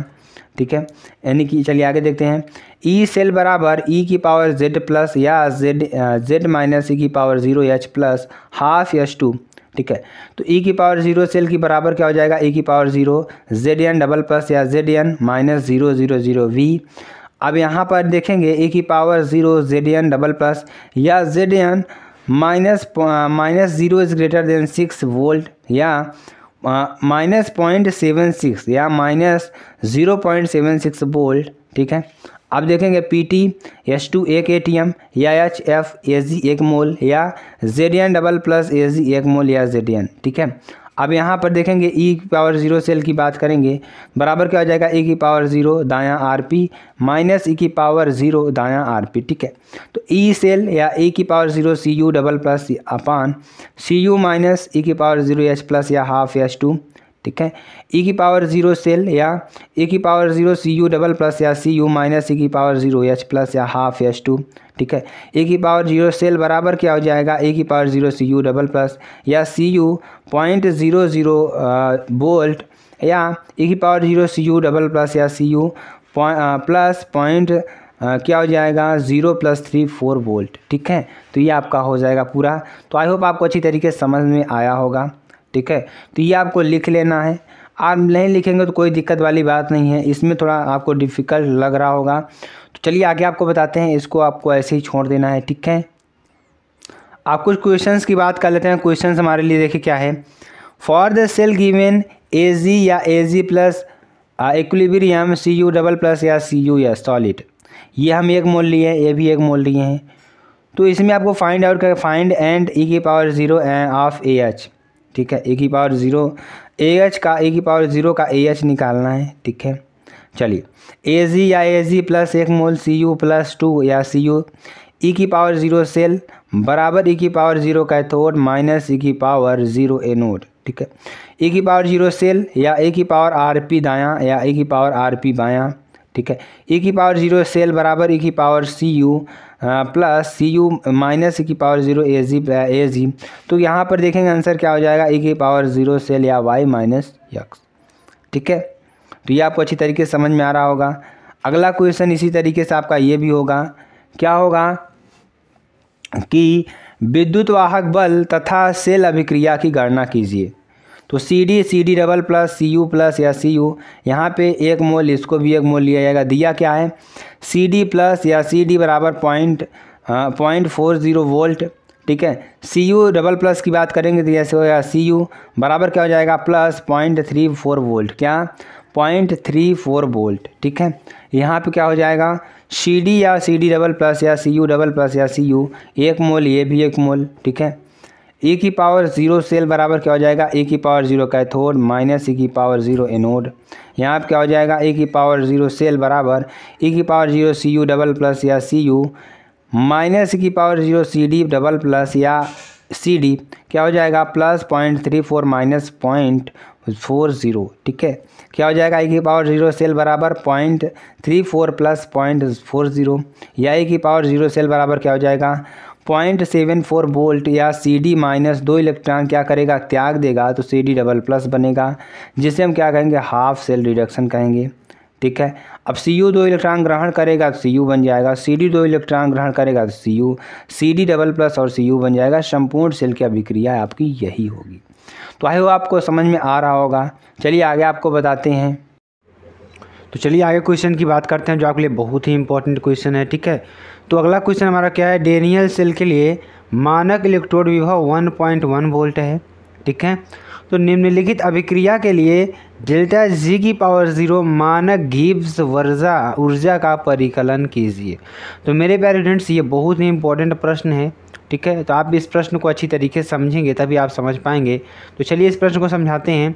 यहाँ आप देखेंगे Z plus C U double plus, ये हमारा जेड क्या है, सॉलिड स्टेट में है, आप देख रहे होंगे। और जो सी यू डबल प्लस है वो क्या है, एक क्यू में है। और यहाँ पे देखेंगे क्या बनेगा हमारा, ये ए क्यू का मतलब क्या होता है कि जली विलयन में टूटा हुआ है एक तरीके से, ठीक है। चलिए आगे देखिए, आगे यहाँ बताते हैं आपको। तो चलिए यहाँ पे देखेंगे क्या हो जाएगा, यहाँ पे सी यू क्या होगा, सॉलिड स्टेट में हो जाएगा, ठीक है। चलिए आगे देखिए, e की पावर 0 क्या, e की पावर 0 और बराबर क्या हो जाएगा, e की पावर 0 सेल बराबर क्या हो जाएगा, 1.1 वोल्ट, क्या 1.1 वोल्ट। उसके बाद देखेंगे यहाँ पे डेल्टा जी की पावर 0 बराबर क्या हो जाएगा, माइनस एन एफ ई की पावर 0 सेल, या डेल्टा जी की पावर 0 बराबर -2 इंटू 965 00 इंटू 1.1। यहाँ पे इसको सॉल्व करेंगे तो आपको डेल्टा जी 0 क्या मिल जाएगा, -21, यानी कि -21227 मिल जाएगा, ठीक है। बहुत ही इंपॉर्टेंट वीडियो आपके लिए होगी, बहुत इंपॉर्टेंट क्वेश्चन है ये, ठीक है। इसी तरीके से अगला क्वेश्चन देखेंगे आप। अगला क्वेश्चन देखिए क्या है, किसी सेल का, ठीक है, किसी सेल का 298 डिग्री केल्विन ताप पर e की पावर 0 सेल पर 2.236 वोल्ट है, तो सेल अभिक्रिया की मानक गिब्स अभिक्रिया ज्ञात कीजिए। तो कैसे होगा, 2e की पावर 2e 3 की पावर 3 प्लस 2i की पावर -1 या 2e की पावर 2 प्लस या i2 की पावर 3 या डेल्टा जी बराबर 0। तो देखेंगे क्या होगा, डेल्टा जी बराबर क्या है, -x f e की पावर 0 सेल, यानी कि n बराबर कितना हो जाएगा, 2f यानी f होगा यहाँ पे। और डेल्टा जी 0 के बराबर क्या हो जाएगा, -2 इंटू 96,500 इंटू 0.2236। और यहाँ पे क्या हो जाएगा, डेल्टा जी 0 बराबर क्या हो जाएगा, 45,540 जूल, या डेल्टा जी बराबर क्या हो जाएगा, 45.548 किलो जूल, या डेल्टा जी 0 बराबर क्या हो जाएगा, 45.55 किलो वाट, ठीक है। ये आपका हो जाएगा। चलिए आगे आपको बताते हैं। देखेंगे हमारा अगला टॉपिक क्या है, विद्युत अपघटनी विलयनों का चालकत्व। आखिरकार जो हमारे विद्युत अपघटनी विलयन होते हैं उनका चालकत्व देखेंगे, इसमें चालकत्व निकालेंगे। तो कैसे निकालेंगे, चलिए इसके बारे में थोड़ा जानकारी आपको देते हैं। देखेंगे विद्युत अपघटनी विलयनों के लिए, किसके लिए, विद्युत अपघटनी विलयनों के लिए विशिष्ट चालकता एवं चालकत्व में संबंध निम्नलिखित है। क्या है, R is equal to rho into L upon A, आप लोग जानते होंगे, R is equal to rho L upon A, इसको मान लेते हैं हम समीकरण नंबर 1, ठीक है। तो यहाँ से देखेंगे C इज इक्वल टू क्या हो जाएगा, 1/R, यानी चालकत्व बराबर 1 प्रतिरोध होता है, ठीक है। तो समीकरण नंबर 1 से क्या हो जाएगा, C बराबर 1/ρ इंटू L/A। क्या हो जाएगा, C बराबर 1/ρ इंटू L/A। और यहाँ से अगर देखते हैं थोड़ा और, तो C बराबर क्या हो जाएगा 1/ρ इंटू 1/L/A, यानी K का मान क्या हो जाएगा 1/ρ, और X का मान क्या हो जाएगा Z क्या हो जाएगा L/A। ठीक है। तो यहाँ से क्या हो जाएगा GX बराबर क्या हो जाएगा L/A। तो क्या हो जाएगा K इंटू 1/G की पावर X। ठीक है। और यहाँ से रो Z क्या हो जाएगा, K हो जाएगा K बराबर CJX क्या हो जाएगा, CJX बराबर K। देखेंगे आगे क्या हो जाएगा, यहाँ पे देखेंगे K बराबर CG की पावर X विशिष्ट चालकत्व तो बराबर क्या हो जाएगा चालकत्व इंटू सेल का स्थिरांक। ठीक है। यहाँ से R क्या है, R देखेंगे, R क्या है प्रतिरोध है हमारा, रो क्या है प्रतिरोधकता है, K क्या है विशिष्ट चालकता है, और G की पावर X क्या है सेल की स्थिरांकता है, और C बराबर क्या है चालकत्व है अचालकता है, या G की पावर 0 बराबर क्या जाएगा L/A, यानी कि 1/ρ बराबर टोटल क्या मिलेगा बराबर K मिलेगा। ठीक है। तो ये आपको अच्छी तरीके से समझ में आ गया होगा। चलिए आगे आपको बताते हैं। आगे हमारा देखिए क्या है कंपा की परिभाषा। आखिरकार कंपा की परिभाषा क्या होती है इसके बारे में जानेंगे। ठीक है। तो डिफिनेशन आप कंपा की बात करेंगे, कप्पा की बात करेंगे तो कप्पा रसायन विज्ञान में विशिष्ट चालकता मानी जाती है। जो कप्पा होती है वह रसायन विज्ञान में क्या मानी जाती है, हमारी विशिष्ट चालकता मानी जाती है, जिसकी परिभाषा क्या होगी निम्नलिखित होगी। जैसे मान लेते हैं कि L बराबर 1 सेंटीमीटर, A बराबर 1 सेंटीमीटर स्क्वायर और V बराबर L इंटू A। तो V बराबर क्या हो जाएगा 1 सेंटीमीटर इंटू 1 सेंटीमीटर स्क्वायर। ठीक है। चलिए आगे देखेंगे। अगर V को टोटल निकालेंगे तो देखिए सेंटीमीटर स्क्वायर यहाँ है, सेंटीमीटर यहाँ है, तो क्या हो जाएगा सेंटीमीटर की पावर क्यूब हो जाएगा। तो इसे हम क्या कहेंगे 1 cc या 1 ml। ठीक है। और यहाँ से भी एक चीज़ आप देख सकते हैं कि बराबर G इंटू जी की पावर स्टार या G इंटू L/A। तो ये चीज़ है समीकरण नंबर 1 से क्या निकालेंगे, यहाँ पे K बराबर क्या हो जाएगा C इंटू ML, या K बराबर क्या हो जाएगा C इंटू जी की पावर स्टार, या 0 भी इसको मान सकते हैं। K बराबर क्या हो जाएगा C इंटू L/A, या K बराबर क्या हो जाएगा 1/1 बराबर क्या K बराबर C डायरेक्टली मिलेगा। ठीक है। तो ये K बराबर क्या हो जाएगा C। ठीक है। टोटल निकल कर आया K बराबर C। अब देखेंगे थोड़ा इसकी डिफिनेशन, यानी कि the conductance of 1 ml electrolyte solution is called specific conductance of conductivity. ठीक। तो ये आपका परिभाषा हो जाएगी, बहुत ही इंपॉर्टेंट। ठीक है।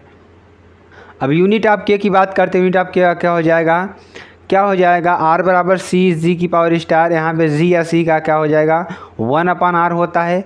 तो यहाँ से अगर निकालेंगे C बराबर क्या हो जाएगा 1/ओम, या C बराबर क्या हो जाएगा ओम इनवर्स या महो इनवर्स। ठीक है। और G स्टार बराबर क्या हो जाएगा L/A, और L का क्या होगा सेंटीमीटर स्क्वायर, या 1/, सेंटीमीटर या सेंटीमीटर की पावर -1। तो क्या हो जाएगा ओम की पावर -1 सेंटीमीटर की पावर -1। तो ये आपका बहुत ही इंपॉर्टेंट है, तो इसको भी आपको लिख लेना है।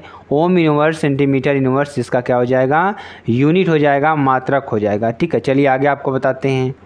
अब हम बात करने वाले इसमें मोलर चालकता की बात करेंगे। आखिरकार मोलर चालकता होती क्या है इसके बारे में थोड़ी चर्चा करेंगे, आपको अच्छी तरीके से बताने का प्रयास करेंगे। ठीक है। तो 1 मोल युक्त विलयन की चालकता, यानी कि 1 मोल युक्त विलयन की चालकता उस विलयन की मोलर चालकता कहलाती है। यानी कि 1 मोल युक्त विलयन जो विलयन हमारा है, अगर वह विलयन क्या है हमारा कि क्या कर रहा है कि अगर 1 मोल युक्त विलयन की चालकता उस विलयन की मोलर चालकता कहलाती है। ठीक है। यदि किसी विलयन में विलेय का 1 मोल घुला हो, या यदि किसी विलयन में विलेय का 1 मोल घुला हो और उसकी मोलरता m दिया है, तब इस विलयन को मोलर चालकता निम्नलिखित है। क्या है निम्नलिखित है। ठीक है। तो मोलरिटी हमारी क्या दी है, कैपिटल M दिया है, गिवन दिया है। अब इलेक्ट्रोविटी की बात करेंगे तो क्या हो जाएगा, सोल्यूशन लाइक जैसे NaCl या 1 मोल, ठीक है। तो m बराबर क्या हो जाएगा, सॉल्यूट n, या v बराबर क्या हो जाएगा LT, ठीक है। v बराबर क्या हो जाएगा L इंटू टी, या सॉल्यूट की पावर n अपान m, ठीक है। तो Vt बराबर क्या हो जाएगा, Vt बराबर क्या हो जाएगा 1 अपान m L प्लस 1 अपान LT, या LT की पावर 1 अपान मोल, ठीक है। तो यहाँ से अगर ml में इसको चेंज करते हैं तो क्या हो जाएगा, Vml बराबर क्या हो जाएगा 1000 अपान m, यानी कि ml अपान मोल। तो कंडक्टेंस ऑफ 1 मोल बराबर क्या हो जाएगा K, ठीक है। यहाँ से अगर हम निकालने का प्रयास करते हैं मेरे प्यारे स्टूडेंट तो क्या हो जाएगा, द कंडक्टेंस ऑफ 1000/m, या क्या हो जाएगा K इंटू 1000/m, यानी कि यहाँ पर अगर देखेंगे ये इसका क्या है, प्रतीक है, ठीक है। तो यहाँ से हो जाएगा m बराबर K इंटू 1000/m, ठीक है। तो अब देखेंगे क्या है, हमारी मोलर चालकता बराबर क्या हो जाएगी डेल्टा, यानी कि यह है हमारी ये क्या हो जाएगा, m बराबर क्या हो जाएगा K इंटू 1000/m, ठीक है। K बराबर क्या है, विशिष्ट चालकता, m बराबर क्या है, हमारी मोलरता है, क्या है, हमारी मोलरता है, ठीक है। तो ये आपको अच्छी तरीके से समझ में आ रहा होगा। चलिए आगे आपको बताते हैं। अब हम बात करने वाले हैं तुल्यांकी चालकता की। आखिरकार तुल्यांकी चालकता होती क्या है, इसके बारे में जानकारी जानेंगे। तो यहाँ पे आप देख रहे होंगे तुल्यांकी चालकता हमारी क्या है, दिया है, ठीक है। तो ये हमारी किसी विद्युत अपघट्य के एक तुल्यांक युक्त विलयन की चालकता, यानी किसी विद्युत अपघट्य के एक तुल्यांक युक्त विलयन की जो चालकता होगी उस विलयन की तुल्यांकी चालकता कहलाती है, ठीक है। n बराबर क्या हो जाएगा, सॉल्यूट इक्विवेलेंट अपान VLT, ठीक है। तो क्या हो जाएगा, VLT बराबर क्या हो जाएगा, सॉल्यूट EQ अपान n, ठीक है।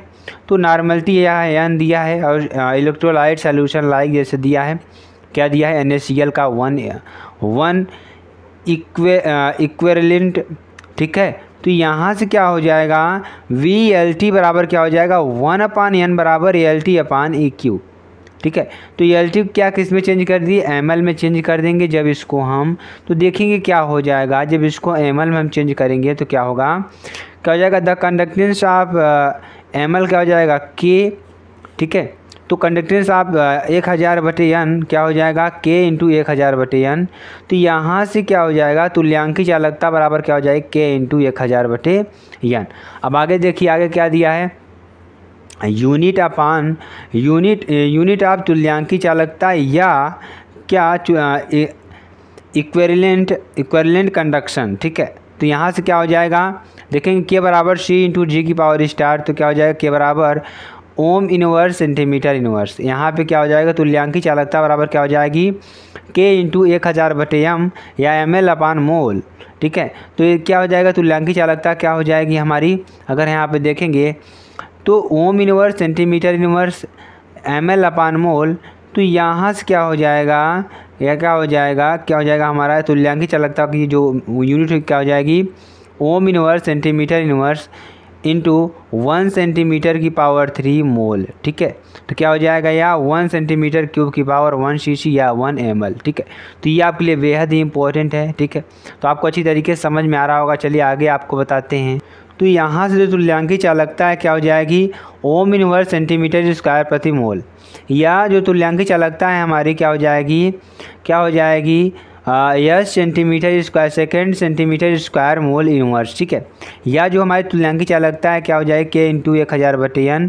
तो यहाँ से ये भी निकलेगा हमारा जो तुल्यांकी चालकता है ओम इनवर्स सेंटीमीटर स्क्वायर की पावर EQ, ठीक है। तो ये दोनों आपके सेम है, तो आपको इसको लिख लेना अच्छी तरीके से, ठीक है। चलिए आगे आपको बताते हैं। आगे हम पढ़ने वाले हैं कोलेराउच का नियम, ठीक है। तो कोलेराउच का नियम क्या है, चलिए इसके बारे में थोड़ा जानकारी आपको बताते हैं और अच्छी तरीके से समझाने का प्रयास करेंगे। तो क्या हो जाएगा, कोलेराउच लॉ क्या हो जाएगा, इस नियम के अनुसार किसी विद्युत अपघट्य के सीमांत मोलर चालकता, ठीक है, क्या कर रहा है, यानी कि इस नियम के अनुसार किसी विद्युत अपघट्य के सीमांत मोलर चालकतम यानी चालकतम उसके धन आयन एवं ऋण आयन के अलग अलग योगदान के योग के बराबर होता है। यानी कि लैम्डा की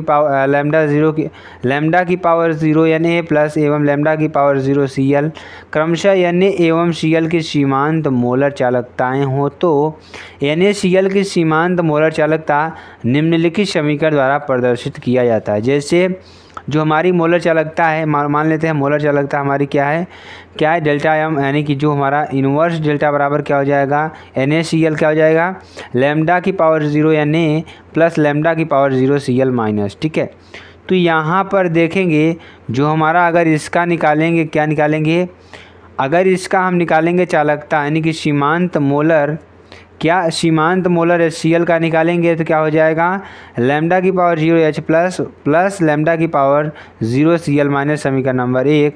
और यहाँ पर अगर सीमांत हम मोलर निकालेंगे NH4Cl की तो क्या हो जाएगा लैम्डा की पावर 0 NH4 प्लस लैम्डा की पावर 0 Cl माइनस। ठीक है, समीकरण नंबर 2 हो जाएगा। और सीमांत अगर मोलर की बात करेंगे H2O की तो क्या हो जाएगा लैम्डा H की पावर 0 और यहाँ पे लैम्डा 0 H की पावर माइनस। ठीक है, तो यहाँ से अगर हम देखते हैं तो समीकरण नंबर 1 और 2 और 3 से, ठीक है, तो समीकरण नंबर 1 और 2 को जोड़ करके क्या करते हैं, समीकरण नंबर 2 और 3 को जोड़ते हैं और 1 को क्या कर देंगे हम घटा दें। ठीक है, तो क्या हो जाएगा, अगर यहाँ पे देखेंगे तो लैम्डा की पावर 0 NH4 प्लस लैम्डा की पावर 0 OH माइनस प्लस क्या हो जाएगा हमारा NH4 का तुल्यांकी यानी कि सीमांत मोलर निकल कर आ जाएगा। ठीक है, यानी कि कोलेराउस को सीमांत मोलर से प्रदर्शित करते हैं जिसे सीमांत मोलर चालकता कहा जाता है। आई होप आपको अच्छी तरीके से समझ में आ गया। चलिए आगे आपको बताते हैं। देखिए विलेनों के लिए, जो विलियन है हमारे विलेनों के लिए जो फैराडे वैज्ञानिक थे उन्होंने भी एक नियम दिया था। वो नियम क्या थे, फैराडे के निम्नलिखित 2 नियम दिए थे। कौन कौन से नियम दिए थे, चलिए उन नियमों के बारे में भी जानते हैं जो आपके लिए बहुत ही इंपॉर्टेंट है। ठीक है, तो फैराडे का जो प्रथम नियम है, फैराडे फर्स्ट लॉ की बात करेंगे तो फैराडे के प्रथम नियम की बात करेंगे तो इस नियम के अनुसार इलेक्ट्रोडों पर निक्षेपित हुई पदार्थ की मात्रा, यानी कि इस नियम के अनुसार क्या है, इलेक्ट्रोडों पर निक्षेपित हुई पदार्थ की मात्रा विलयन में प्रवाहित धारा के अनुक्रमानुपाती होता है। क्या विलयन में प्रवाहित धारा क्या होगा, अनुक्रमानुपाती होता है। अथवा किसी विद्युत अपघट्य के विलयन में, मान लेते हैं किसी विद्युत अपघट्य के विलयन में जितना आवेश प्रवाहित किया जाता है ठीक उतनी ही इलेक्ट्रोड पर धातु की निक्षेपित मात्रा होती है। जैसे W is directly proportional to theta.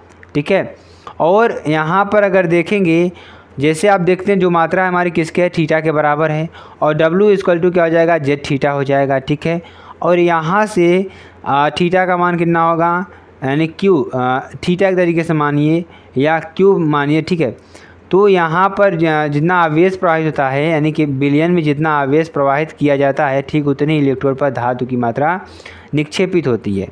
ठीक है, यानी कहने का मतलब एक परिभाषा और है इसकी, क्या है, ऊपर देखेंगे कि इस नियम के अनुसार क्या दिया गया है कि इलेक्ट्रोड पर जो निक्षेपित हुई पदार्थ की मात्रा है विलयन में प्रवाहित धारा के अनुक्रमानुपाती होगी। देखेंगे यहाँ पे Q क्या है, W is directly proportional to Q, ये हमारा क्या है, Q है। और यहाँ से W बराबर क्या होगा, जेड क्यू, यानी Q का मान कितना है I इंटू टी, तो W बराबर क्या हो जाएगा ZQ। अगर हम मान लेते हैं I बराबर 1 एम्पियर और T बराबर 1 सेकेंड और W बराबर क्या हम मान लेते हैं तो क्या हो जाएगा Z इंटू 1। ठीक है, क्या हो जाएगा Z इंटू 1। ठीक, यानी W बराबर क्या हो जाएगा Z। अगर इसको थोड़ा और सॉल्व करने का प्रयास करते हैं तो Z बराबर क्या हो जाएगा W, या Z बराबर EM/F, या Z बराबर EM/96,500, या EM बराबर AM/MM/NF। यानी कि अगर यहाँ पे देखते हैं तो W बराबर क्या होगा, इलेक्ट्रोड पर निक्षेपित पदार्थ की मात्रा, और Q बराबर क्या हो जाएगा, आवेश की मात्रा, और Z बराबर क्या हो जाएगा, विद्युत रासायनिक तुल्यांक, और EM बराबर क्या हो जाएगा, तुल्यांकी भार, और F की बात करते हैं, F हमारा क्या हो जाएगा 96,500 इसका मान होता है, और NF क्या है, हमारी संयोजकता है। ठीक है, आई होप आपको समझ में आ रहा होगा सारी चीज़ें। ठीक है, चलिए आगे आपको बताते हैं। अगर हम इसको थोड़ा प्रूव करने की बात करें तो यहाँ पर अगर देखेंगे Na प्लस है, प्लस इलेक्ट्रॉन, एक इलेक्ट्रॉन क्या कर रहा है, यह एक इलेक्ट्रॉन ग्रहण कर रहा है। अगर इलेक्ट्रॉन ग्रहण कर रहा है तो क्या हो जाएगा, यह Na में बदल जाएगा। ठीक है, धातु में बदल जाएगा। 1 मोल इलेक्ट्रॉन यहाँ पे क्या हो जाएगा, 1 मोल Na। ठीक है। तो 96,500 बराबर क्या हो जाएगा 23 ग्राम के बराबर हो जाएगा। तो ZNA 1 कूलाम बराबर क्या हो जाएगा 23/96,500 ZNA, ठीक है। अब 2Na की बात करते हैं, हमारा 2Na है, ठीक है। इसी तरीके से Mg+2 की बात करेंगे, 2 इलेक्ट्रॉन ग्रहण करेगा ये, तो Mg बनाएगा, ठीक है। 2 मोल इलेक्ट्रॉन बराबर क्या हो जाएगा 1 मोल Mg, या 2 × 96,500 बराबर क्या हो जाएगा 24 ग्राम, या 1 कूलाम बराबर क्या हो जाएगा 24/2 × 96,500, ठीक है। ZMg बराबर क्या हो जाएगा 24/96,500 × 2, ठीक है। तो Z बराबर क्या हो जाएगा AM/mm, अपान क्या हो जाएगा 96,500 × NF, या Z बराबर क्या हो जाएगा EM/96,500। तो EM बराबर क्या हो जाएगा AM/mm/NF, ठीक है। और W बराबर क्या हो जाएगा AM × MM/96,500 × NF, ठीक है। W बराबर क्या हो जाएगा ZQ, W बराबर क्या है हमारा ZQ, और यहाँ से अगर हम मान इसका रखने का प्रयास करेंगे तो W बराबर क्या हो जाएगा MN × Q/96,500 × NF, ठीक है। तो यहाँ से इसको थोड़ा और सॉल्व करेंगे तो क्या हो जाएगा W बराबर MM × I × T/96,500 × NF, ठीक है। तो ये आपका हो जाएगा बहुत ही इंपॉर्टेंट। अब हम फैराडे के द्वितीय नियम की बात करते हैं, फैराडे सेकेंड लॉ की बात करते हैं, ठीक है। तो यदि किसी विद्युत अपघट्य के विलयन में, मान लेते हैं यदि किसी विद्युत अपघट्य के विलयन में सामान्य मात्रा की धारा, क्या विलयन में सामान्य मात्रा की धारा समान समय के लिए प्रवाहित की जाए, तो इलेक्ट्रोडों पर निक्षेपित हुई पदार्थ की मात्रा उनके तुल्यांकी भारों के बराबर होते हैं। कहने का मतलब क्या है कि यदि किसी विद्युत अपघट्य, कोई हमारा क्या है विद्युत अपघट्य का विलयन है, विलयन में अगर समान मात्रा की धारा, समान मात्रा की धारा समान समय के लिए, यानी धारा क्या हो समान हो और वह समान समय के लिए ही प्रवाहित की जाए, तो उनके तुल्यांकी भारों के बराबर होते हैं। तो जाए तो इलेक्ट्रोडों पर निक्षेपित हुई पदार्थ की मात्रा उनके तुल्यांकी भारों के बराबर होते हैं, ठीक है। कहने का मतलब क्या है, यदि प्रथम इलेक्ट्रोड पर निक्षेपित हुई पदार्थ की मात्रा W1 तथा द्वितीय पर W2 है और प्रथम इलेक्ट्रोड का तुल्यांकी भार E1 तथा द्वितीय इलेक्ट्रोड का तुल्यांकी भार E2 है, तो W1/W2 बराबर E1/E2, या WG बराबर WAG बराबर E1/E2, ठीक। तो यही आपका रूल है, बहुत ही इम्पोर्टेंट है, ठीक है। अर्थात एक तरीके से और समझिए, अगर यहाँ पर 2 एम्पियर की धारा प्रवाहित हो रही है, इधर समय कितना लगेगा 2 सेकंड लगेगा। तो ये आपको कंपैरिजन समझ में आ रहा होगा, ठीक है। चलिए आगे आपको बताते हैं। अब हमें क्वेश्चन की बात कर लेते हैं। क्वेश्चन देखिए, एक धातु के क्लोराइड का अणुसूत्र, मान लेते हैं एक धातु के क्लोराइड का अणुसूत्र कितना दिया है MgCl2 दिया है। यदि धातु का परमाणु भार 24 हो तो इसके विद्युत रासायनिक तुल्यांक की गणना करें, ठीक है। तो यहाँ पर देखेंगे MgCl2 क्या हो जाएगा Am बराबर 24, तो Em बराबर Am/NF होता है। तो Am क्या है 24/2, यानी कि क्या है संयोजकता है हमारी, संयोजकता 2 हो जाएगी, बराबर क्या हो जाएगा 12, ठीक है। तो अब Z का मान निकालना है, तो Z बराबर Em/F। तो Em का मान हमने कितना निकाला 12, तो 12 यहाँ पर रख देंगे, क्या हो जाएगा 12/96,500, अब का मान कितना है 96,500। टोटल इसको सॉल्व करेंगे तो क्या आएगा हमारा 24,125, यानी कि Z बराबर 3/24,125। अगर इसको हम सॉल्व करते हैं तो क्या आएगा हमारा Z बराबर 1.24 × 10⁻⁴, ठीक है। चलिए आगे आपको बताते हैं। अगला क्वेश्चन देखिए, 0.1 ग्राम तुल्यांक Ag आयन को विक्षेपित करने में विद्युत आवश्यकता क्या होगी, ठीक है।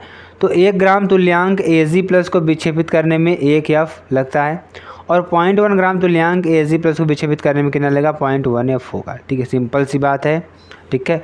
चलिए अगला क्वेश्चन देखिए, बहुत ही इंपॉर्टेंट ये भी है। तो सिल्वर नाइट्रिक के विलयन में 2 एम्पियर की विद्युत धारा 5 मिनट तक प्रवाहित करने पर सिल्वर धातु का भार क्या हो जाएगा विक्षेपित होगा, ठीक है। तो यहाँ पर अगर देखेंगे तो I1 बराबर I क्या है 2 एम्पियर, T बराबर 5 मिनट, तो इसको सेकंड में बदलेंगे तो 300 सेकंड हो जाएगा, क्योंकि 1 मिनट में 7 सेकंड होते हैं, तो 6 × 5 क्या हो जाएगा 300 सेकेंड हो जाएगा। W बराबर निकालना है, W बराबर कहता है ZIT होता है, Z का मान कितना होगा E/F होगा। तो यहाँ से AM कितना दिया है 108 दिया है, क्योंकि चांदी का कितना होता है 108 होता है, बटे NF की जो संयोजकता हुई 1 हुई, तो क्या हो जाएगा यहाँ पे 108। तो यहाँ पर अगर मान रखेंगे तो 108 बटे यानी कि E/F होगा। तो यहाँ से थोड़ा सॉल्व करेंगे तो क्या हो जाएगा क्या हो जाएगा, E/F इंटू आई इंटू टी, तो क्या 108/96,800 इंटू 2 इंटू 300 क्या हो जाएगा हमारा 96,800 नहीं, यहाँ पे 96,500 होगा। क्या होगा 96,500, ठीक है। सॉल्व करें अपने हमारा क्या मिलेगा 0.67 ग्राम मिलेगा, ठीक है। तो आई होप आपको वीडियो बहुत अच्छी लगा होगा। मेरे प्यारे अगर आपको वीडियो पसंद आती है आप चैनल को लाइक कर सकते हैं, शेयर कर सकते हैं, कमेंट कर सकते हैं, ठीक है। इसका PDF आपको SKM में से टेलीग्राम चैनल मिल जाएगा। तो इसमें फिर मिलते हैं नेक्स्ट वीडियो में नए टॉपिक के साथ। तक के लिए जय हिंद, जय भारत।